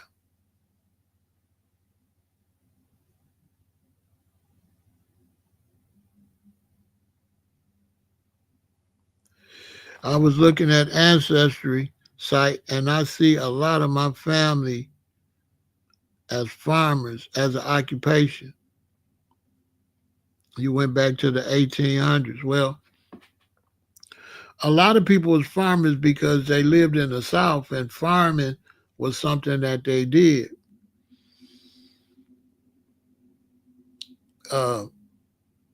We have 2 groups of Blacks. We have Blacks before the Great Depression, and we got Blacks after the Great Depression. So when you hear Claude Anderson talk about Black people, when you hear Claude Anderson talk about Black people had all this stuff, he right, but he not explaining, he not telling the story right. Because Black people had all that stuff before the Great Depression. And he keeps making it like white people took stuff from us. They didn't. You had a Great Depression and everybody went broke. So Claude don't be telling the story accurate. He don't tell y'all the story accurate. He got y'all thinking that Black people just fell off. No, the whole country fell off. He not telling the story accurate. He never includes the Great Depression. And you can't tell the story without the Great Depression. How? So that's why there was a split between Black people doing well and Black people not doing so well. These is our facts. These is absolute facts. This is not fake facts. These are absolute. This is an absolute fact. Not no make believe. My father's the youngest of 13. On the left is my Uncle Richard. He's the oldest. Uncle Richard did real well. Had his own house, cars, all of that. But Uncle Richard is way older than my daddy's up at the top. He's the youngest. He the baby. He's at the top in the middle. It's 3 more that ain't in the picture. So you can only imagine the age difference between my Uncle Richard and my daddy. To the point where my Uncle Richard was my daddy principal, and his sister was his teacher. That's how much younger he was than them. So my Uncle Richard down at the bottom with the light suit, he did well. But my daddy was born around the Great Depression, him and my mama. So that's why you had the Great Migration, because you had the Dust Bowl too. And people lost all their crops and all their farms and stuff for a while. So everybody was trying to get the heck out the South. So my daddy didn't have the opportunity my Uncle Richard had. Claude Anderson don't be accurate. There's 2 groups of Black people. All them business and stuff he said we had was before the Great Depression. After the Great Depression, Nobody had nothing. Blacks, whites, nobody. Whites came north too. And they opened up the factories and stuff. That's a fact. My parents was born right in the Great Depression. My daddy was born in 1931. And my mama was born in 19... Listen, the Great Depression began in 1929 and lasted until the late 30s or early 1940s. My daddy was born in 1931. My mom was born in 1935. They born right in the Great Depression. Nobody had no money. So when he say black people lost all their stuff, everybody lost their stuff, including Wall Street. That's when the dudes was jumping out of windows and stuff. There you go right there. The Great Depression was a severe worldwide economic downturn that began in 1929 and lasted until the late 1930s or early 1940s. It was the longest and deepest downturn in modern history, impacting nearly every country and causing widespread unemployment, poverty, and social upheaval. And that's why black people lost all their stuff.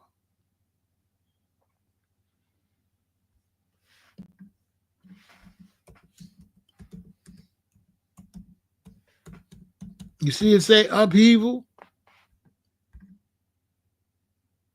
Black Wall Street, 1921. See how they don't tell the whole story? Black Wall Street, 1921. Why did they come take black people's stuff? Great Depression, 1929. 8 years later, it was the Great Depression. So when they came and took that stuff, they didn't even get to keep it because everything fell. Black Wall Street happened 8 years before the Great Depression. And then the whole country was broke. And that's why a lot of Europeans didn't want to do slavery and hate no more, because they felt like God was punishing them. Because not only did you have the Great Depression, right? You had the Dust Bowl.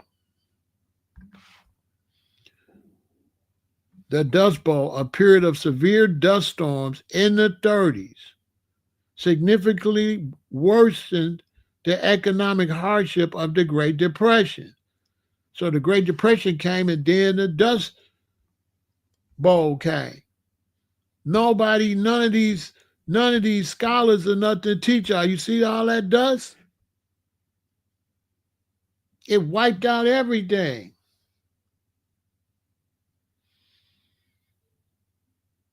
It wiped out everything. So it's like if they're going to tell the history, they need to tell the whole history. If you don't tell the Great Depression and the Dust Bowl, you're not telling the real American history.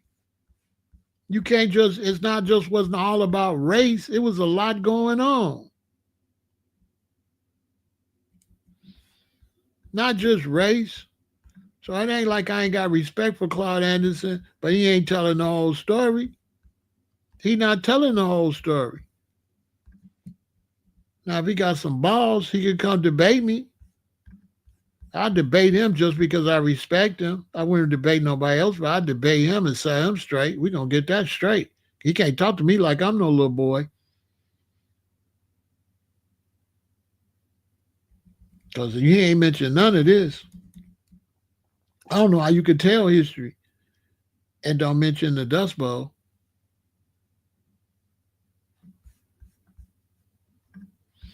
I don't know how you could do it. So that's why I be saying y'all ain't getting the accurate history. Look, if you don't mention this, you can't talk about black people and what we was doing. If you don't mention this. You got to add this in there.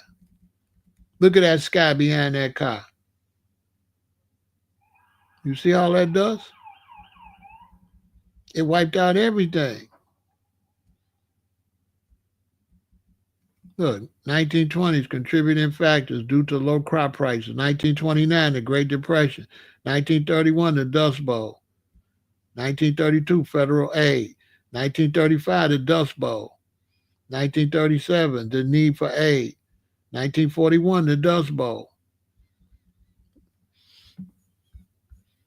It was bad. So everybody talking about black people, it was integration. What integration during the Dust Bowl and the Great Depression, bruh? What?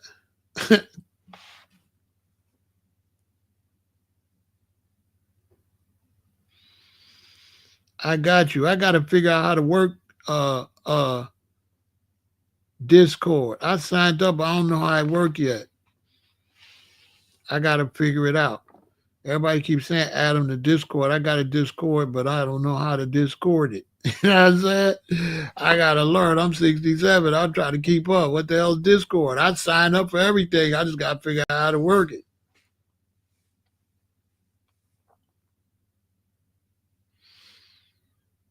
Now, World War One was a little bit, World War One, because my daddy was around World War Two when he got older.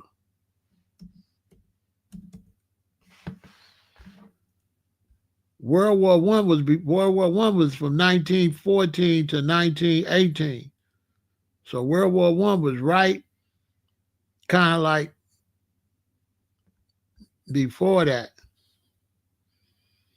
Right after World War One was the Great Depression.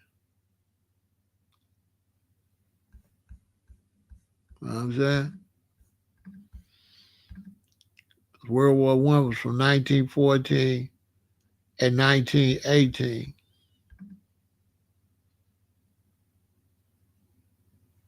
Right? And then the Great Depression. Great Depression wasn't until 1929. So now they wasn't really close. The Great Depression was 11 years later, after World War One.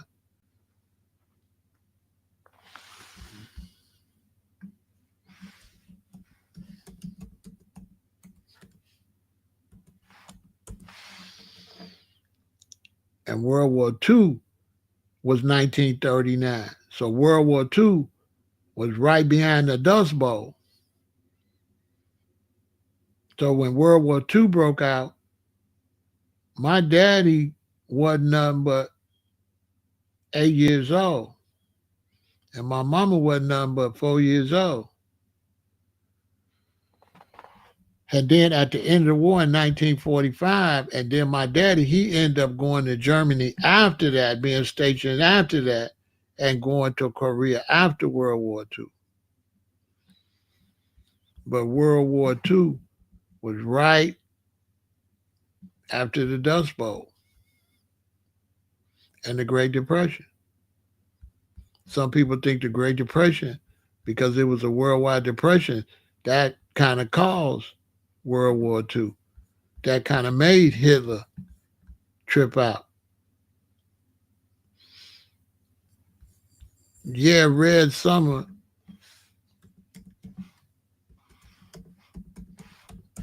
Red Summer was 19.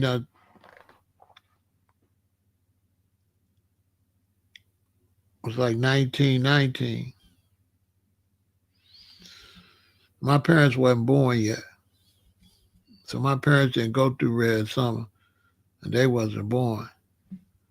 But my grandparents went through that. But people in the country didn't have to worry about that because they wasn't around no big city, Tia.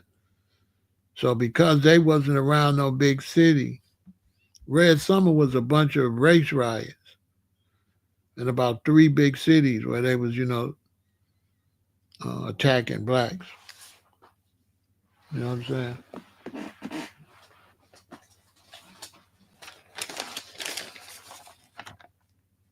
We can go through that. I'll do that for y'all. So we'll go through all of the. We'll go through all of that. We got to go back. 1898 was the Wilmington race riots. 1898 was the Lake City, South Carolina race riots. 1898 was the Greenwood, South Carolina race riots. 1900 was the Robert Charles riots. 1904 was the Springfield, Ohio race riots. 1906 was the Springfield, Ohio race riots again. 1906 was the Atlanta race riots. 1906 was the Bronzeville, Texas race riots. 1908 was the Springfield, Illinois race riots. 1910 was the nationwide Jack Johnson race riots when Jack Johnson beat the white dude and they just attacked black people all across the country. That was 1910. 1910 was the Southcom, Texas race riot. 1917 was the East St. Louis race riots. 1917 was the Chester, Pennsylvania race riots. 1917 was the Philadelphia race riots. 1917 was the Houston race riots. 1919 was Red Summer when they had the riots in D.C., Chicago, Omaha, Elaine, Arkansas, Charleston, Longview, Texas, and Knoxville, Tennessee. That was the Red Summer. 1920 was the Ocoee race riots. 1921 was the Tulsa Massacre. 1923 was Rosewood. 1935 was the Harlem race riots. 1943 was the Detroit race riots. 1943 was Beaumont, Pennsylvania race riots. 1943 was the Harlem race riots. 1943 was the Zoot Suit riots in Los Angeles. 1949 was the Peekskill race riots. 1951 was the Cicero, Illinois race riots. And 1962 was Ole Miss race riots. So it was race riots from 1898 to 1962. There was race riots. I wrote them all down. You know what I'm saying? I need to type them out and save them and distribute them. I need to type them out and save them and post them so everybody could copy them, huh? You know what I mean? I just don't be over here talking. I do my research.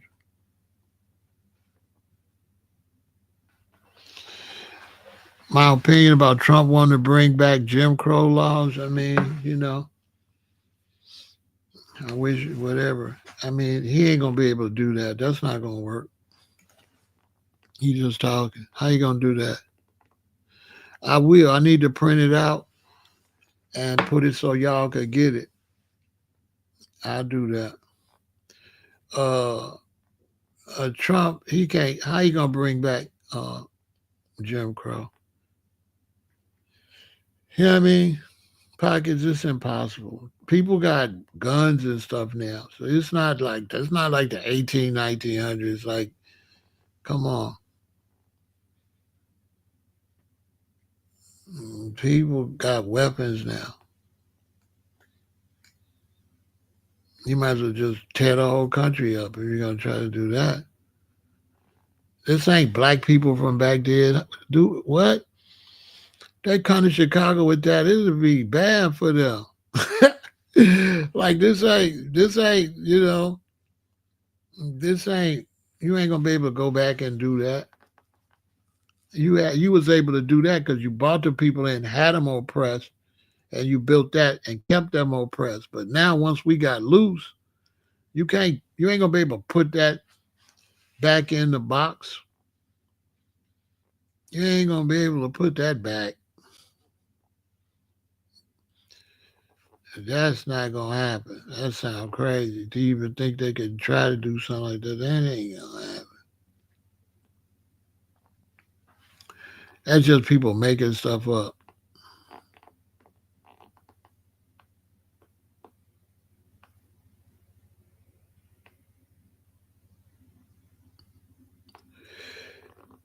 Trump says some holidays is useless. I agree with him. Some holidays is useless. You can't keep having all them days off, losing money.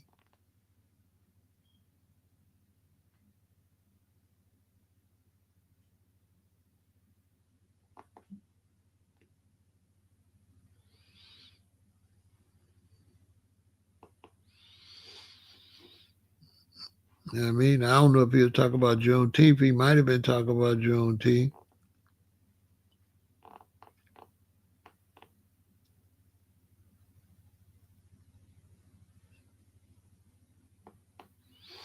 I definitely think we got too many holidays. We got too many holidays. And we got birthdays and all that. We can't afford having all them holidays. Like, to me, Juneteenth, I don't think that's no holiday, get off work or nothing like that. Because Juneteenth, don't nobody celebrate it till the weekend anyway.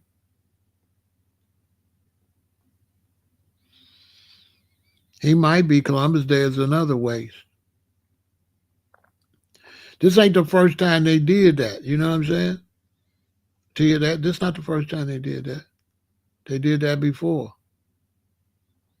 Who remember when they did it before? When did they do that before? That's a test for the chat. Tell me when they did that before, when they got rid of a holiday. He ain't saying nothing that they ain't did before. I was born on February 22nd. That's Washington's birthday. That used to be a holiday. And then Lincoln was a holiday. And they said that's too much. So they just made it President's Day. I never went to school on my birthday. It was a holiday, but it was too much. So they just put the two together, made it President's Day. It's a fact.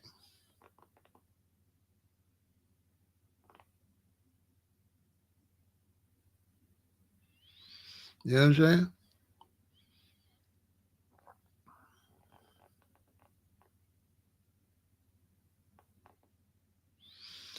I mean, he removed MLK head sculpture, but I mean, all that kind of stuff ain't nothing to get crazy over.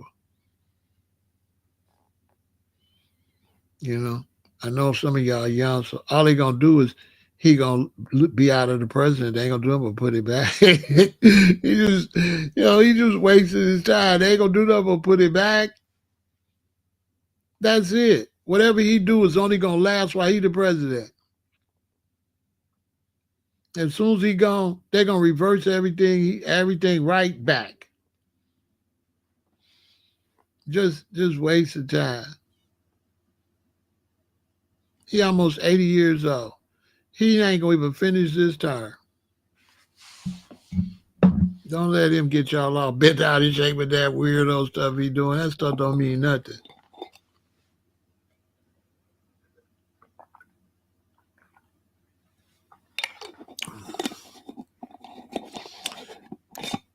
Black folks is mad if he get rid of Juneteenth, but black folks, all the black people that get mad if he get rid of Juneteenth, where they at for reparations? I think that's a fair question. If all of these millions of black people gonna get mad and protest Juneteenth, why ain't no millions of black people protesting for reparations? I think that's a fair question.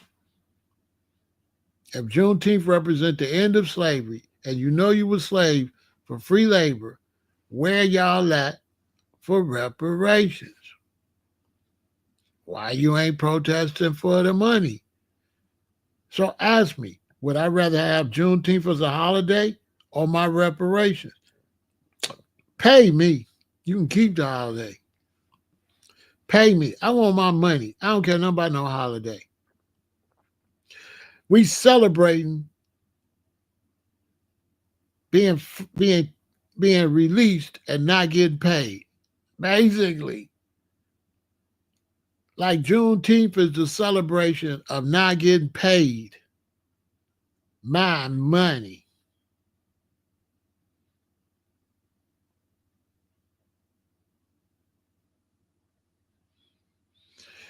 Yeah, yeah, Tia. He buried something out there. Let's put it like, hey, Tia, he might have buried her, but what else? You know, was that what that was really all about? What he really got out there under that casket? That's the question.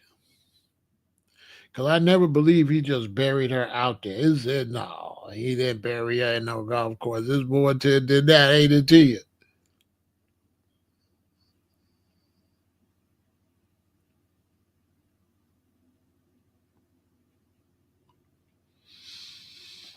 I need my money, man. I don't care nothing about Juneteenth holiday. I care about my, give me my reparations. You can keep Juneteenth. They give us our reparations. They give us a decent pay, all of us, and all is forgiven. And let's move on. Basically,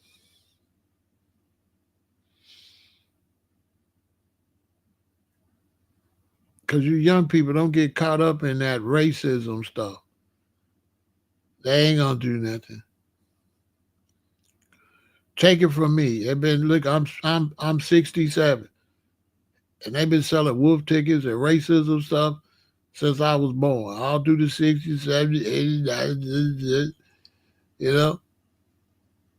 And you'll be wasting your life dealing with haters. Haters gonna hate.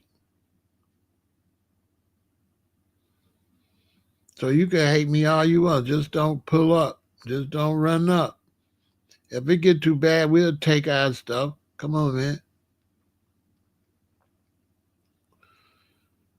If they go too far, you'll see what happens. Y'all wasn't here for the riots in the 60s. Y'all don't know how black people get down. They was begging us to stop.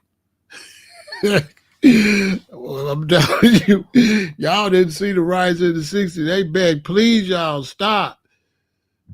For real. It's like a smoky rock. It's like a, what is that? That's probably a Stevie Wonder. You met your match, you met your match, you met your match, you met your match, you met your match, baby.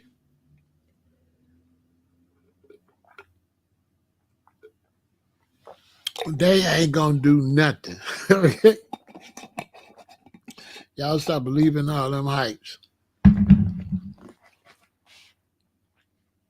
Selling wolf tickets.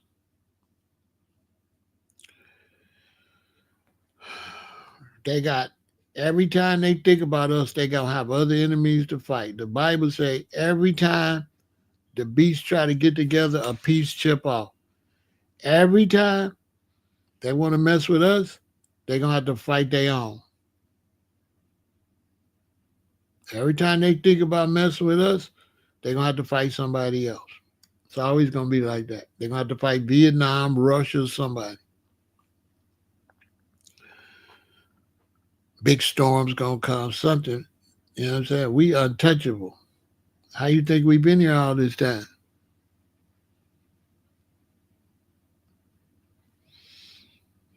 They got orders not to touch us from their soothsayers and their sorcerers. They sorcerers tell them, don't touch us. They can mess with us a little bit and irritate us, but they got direct orders, don't touch us. Because their sorcerers tell them that as long as we here, our God won't destroy them. They know all that, you know. Y'all just don't know they know it. Listen, Shadrach, Meshach, and Abednego, they was black. They was in Babylon. They threw them, said, throw them in the fire. Turn it up higher than ever before.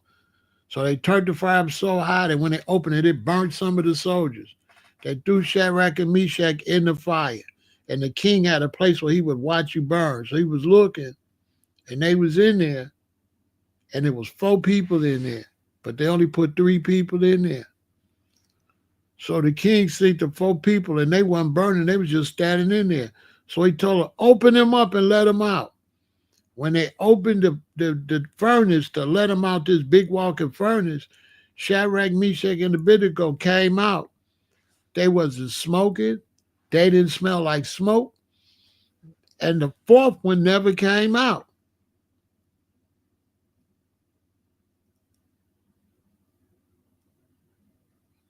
They clothes wasn't singed, they hair wasn't singed, or none. So Nebuchadnezzar made a decree to the whole Babylon. He said, listen, everybody else is still under our law and under us, so we could do you, but don't nobody touch these black ones because their God is real.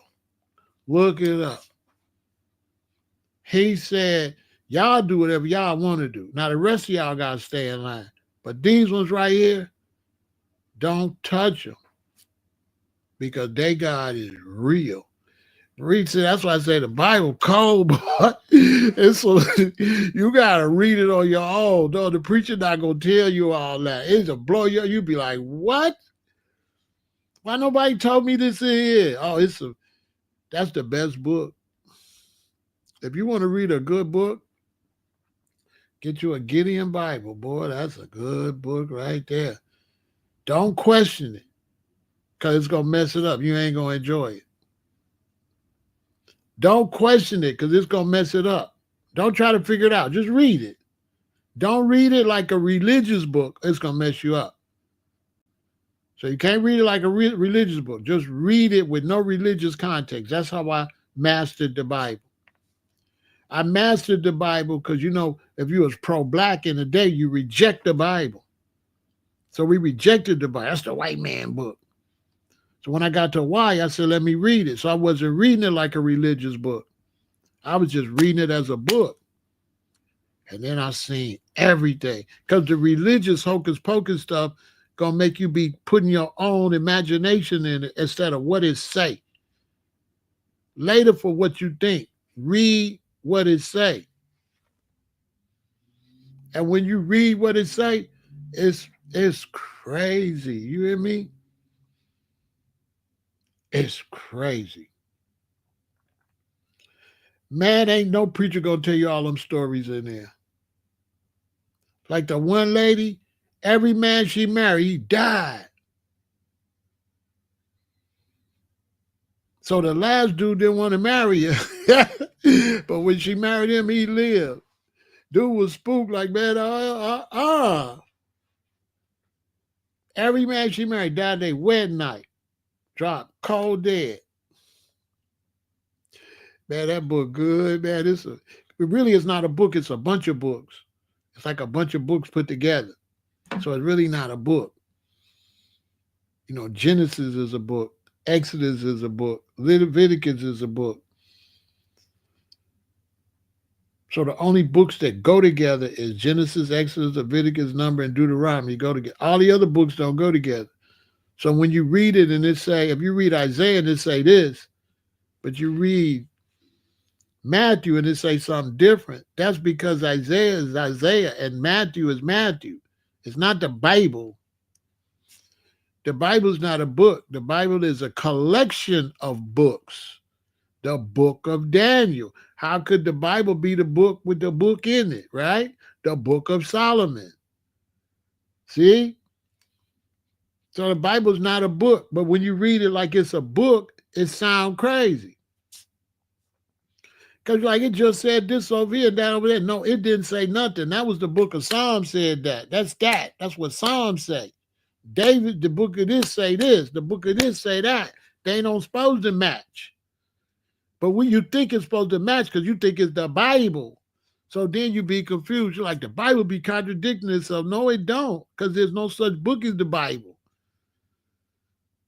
The Bible is a collection of books. Once you figure that out, you're like, oh, they're not connected. That's why when you finally do see something that connect with another book, that's how you know dude was a prophet. Because how the hell do you know that from up there? Like when Christ was fasting and the devil told him, jump, because it say in your scriptures that the angels will catch you. He was quoting the book David is. I think that's Psalms. Yeah, man. The devil quoted a passage from the book of Psalms to Christ years later. See, if you don't know all that, you don't know how spooky it is. It's like, dang. Yeah, he quoted the Bible to do. He said, listen, jump off of this mountain, because it say your angels will catch you. And I was reading Psalms and seeing, I said, oh, this is what he said. Whoa, whoa.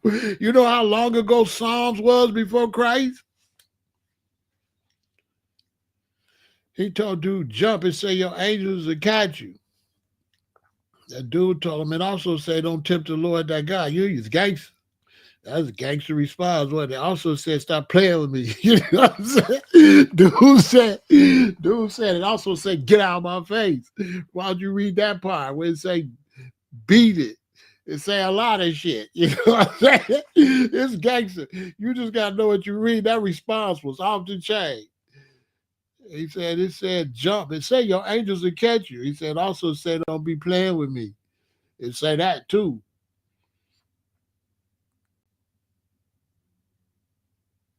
Yeah, he quoted all that. Yeah. That's spooky, ain't it? Yeah, he told him, it say that. He said, also say, stop playing with me. Why you didn't read that part? We say, don't tempt me. Stop playing with me.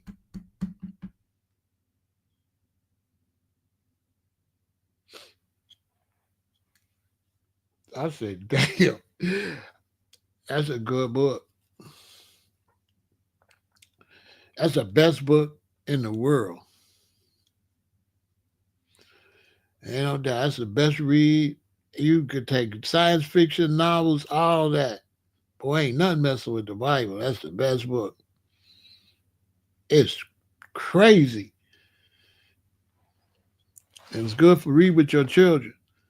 If you got children, sit down, make them read the Bible. Not so they learn the Bible, but pronunciation. It's the hardest pronunciation in the world. I used to make my stepdaughter read it with us. You can't just read the Bible and say, then they left Hina, Fina, Hanafila, and it went and Zafirina. You'd be like, whoa, whoa, you gotta be able to pronounce, you know.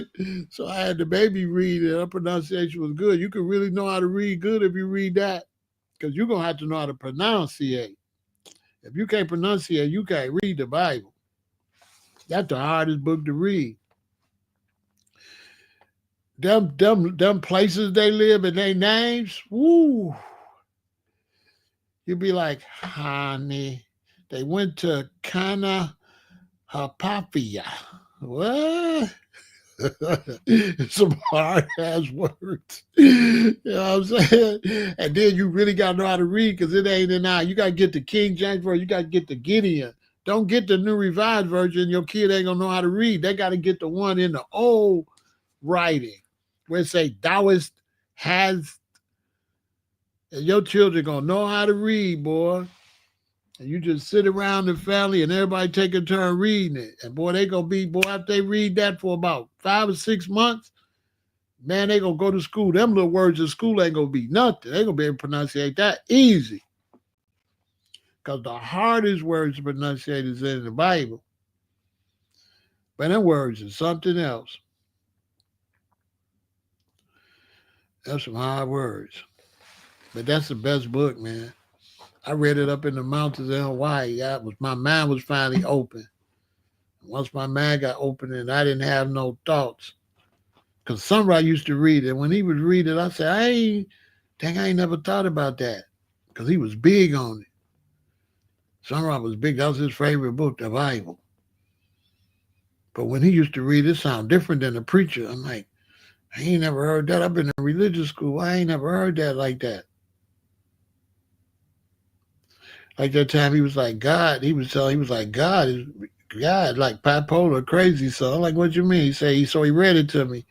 And his God told him, he said, after the flood, he told him, I'm sorry. Oh, he said, God apologized in the Bible. I said, where? So he opened it and he read it. and God said he was sorry. He said he was sorry for flooding, for drowning everybody in the flood. He won't do it no more. That's when I realized God was crazy as hell. Because he said, I'm sorry I drowned everybody and I won't do it no more. But next time I'm going to burn y'all up. I said, wait a minute. Oh, no. What kind of apology is that? Read it. He was like, I'm sorry for drowning y'all. And it'll never happen again. But next time I'm going to burn y'all up. And I'm like, what?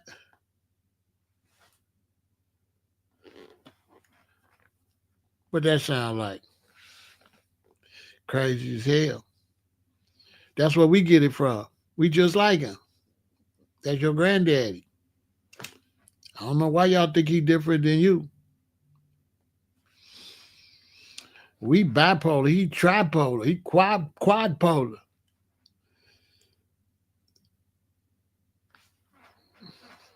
Mark apologized for drowning. Say gonna burn this up next time. I said, whoa, I need to read this. So that was when I was in Chicago. So when I got out to Hawaii up in the mountain, I said, let me read this, man. I ain't know all this stuff was in here. I ain't know it had spaceships and all that in there. They don't tell you that in the church. They don't tell you all that. Then that's when you learn the whole thing. You know what I'm saying? That's when you learn righteousness. You know? Because when you read the Bible, that's what you learn what you're supposed to do. You don't have to do nothing. You don't have to do nothing to please God. All you got to do is don't displease him. And the only way you can displease him is by mistreating people and animals and stuff. If you don't mistreat animals and people, you fine. That's it. If you leave people alone, that's it. If you leave people alone, you ain't breaking no commandments. So you good. You righteous. It's just that simple. Don't kill nobody. Thou shalt not kill. Thou shalt not steal. Thou shalt not commit adultery. I mean, don't sleep with nobody's wife or husband. Basic stuff. I was like, oh, this is deep. All you got to do, you don't got to do all that. You ain't got to do all that praying. You ain't got to go to church, the mosque, the synagogue. You don't got to do none of that. All you got to do is leave people alone. Don't do nothing bad to nobody, and you good.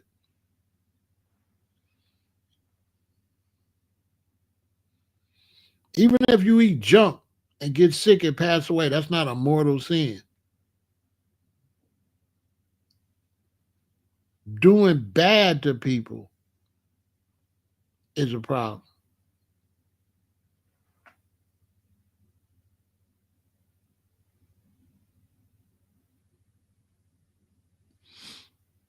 Yeah, the earth gonna have to burn itself up because it's got to melt all this plastic, all these forever chemicals, and all this stuff. But we'll be fine as long as you don't take that microchip. As long as you don't take that mark, you're gonna be all right. You take that mark, it's over for you. It's a wrap. That's the final test. Everybody be reincarnated and be here for that. Don't try to die and miss it. You will be here. You ain't getting away. So look, that's what's going on. We got to push reparations. Do the best you can. Stand on it. And, just stay positive. You know what I'm saying? Stay positive. Treat people nice. Take care of yourself. Eat right. Take care of yourself. Eat right. Get rid of the junk because it's all right on one side, but then when the sickness comes, you're gonna regret it. So you don't want to be committing suicide by eating stuff that's gonna make your life miserable. And it's gonna come like a thief in the night, and then you're gonna regret it. And sometimes it's gonna be irreversible. Seriously. Anybody could pass away, but only a few people be committing suicide. Well, a lot now. So it's one thing to pass away, it's another thing to actually destroy yourself. Because now you got to go through the turmoil of all this destruction that you do to yourself, and it could be like a long time. You know, they think you pass away, so it's going to be like that. No, you could be like sick for a long, long time. Agony, you know what I'm saying? Like hell on earth. So, you know, try to take care of yourself. And whatever you do, don't let the news and all these earthly things, don't let that stuff eat at your soul. Just pay your bills. Try to keep some money in your pocket to stay above water. And if something happens and you fall off and you get evicted or something like that, you lose a loved one, something like that, that's when you got to keep your head cool and calm. No matter what happened, keep yourself cool. Keep yourself calm. If you get evicted, stay calm. Don't keep thinking about you evicted. Think about how you're going to get unevicted. The people that stay homeless are the ones that dwell in their bad things and dwell on being homeless. But the ones that's concentrating and looking for opportunities, they end up back in the house. So, like the key when you go through bad things is to ditch the bad things. The key is to look for the good things you want and not dwell on the bad things because that's going to take you down into the abyss. You're going to go into depression. You're going to be negative and you're going to end up staying like that. So you need to be the same way when you had a house when you was homeless. You need to be the same person, and then you won't be homeless. But if you let it get to you, you might be homeless. You might even start having mental illness and all types of stuff out there. So you got to always be positive to work through stuff. And when bad things happen, what you got to say is who I'm supposed to be. That's how you got to deal with it. Stop thinking that bad things happen to you like you own bad things. Bad things happen to a lot of people and everybody at some point in their life. So when something bad happened to you, just say, all right, well, who I'm supposed to be? Bad stuff happened to everybody else, so it can happen to me. So let me just work through it and get out of it. Don't be like, oh, bad stuff wasn't never supposed to happen to you. Yes, it do. It happened to everybody. It's just different bad stuff. And when bad things happen to you and you go down, hurry up and get back up before the next bad thing happens. Because that's what it is. It's ups and downs. So when you down, you better hurry up and get back up and see how long you stay up because you could go right back down. Sometimes you don't, sometimes you might. So you can't wallow in that. You got to get up real quick. Whether it's big things or small things. Oh, a storm came, blew the doggone ornaments out the house. Now you got to put them back on. As soon as you put them on, 3 weeks later, your doggone alternator go out in the car. That's how it go. You got to take everything with a grain of salt, keep yourself cool and calm, and work through it. And always think of people that's worse than you are. Like the old timers used to say, it's a man was walking down the street and he was missing a finger and he was all depressed. Then he ran into a man that was missing a hand.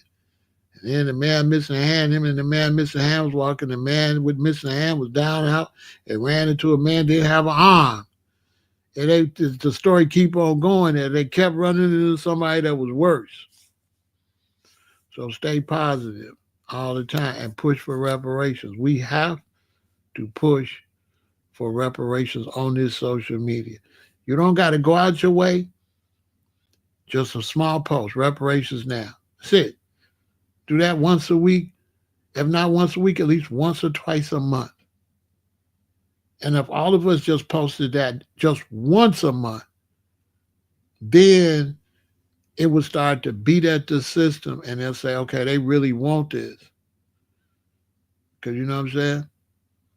Because you got to ask and it be given, and you got to knock for the door to be open. Feel me? Don't forget that. Stand up for reparations. Stand up for what you want. All right? Victory.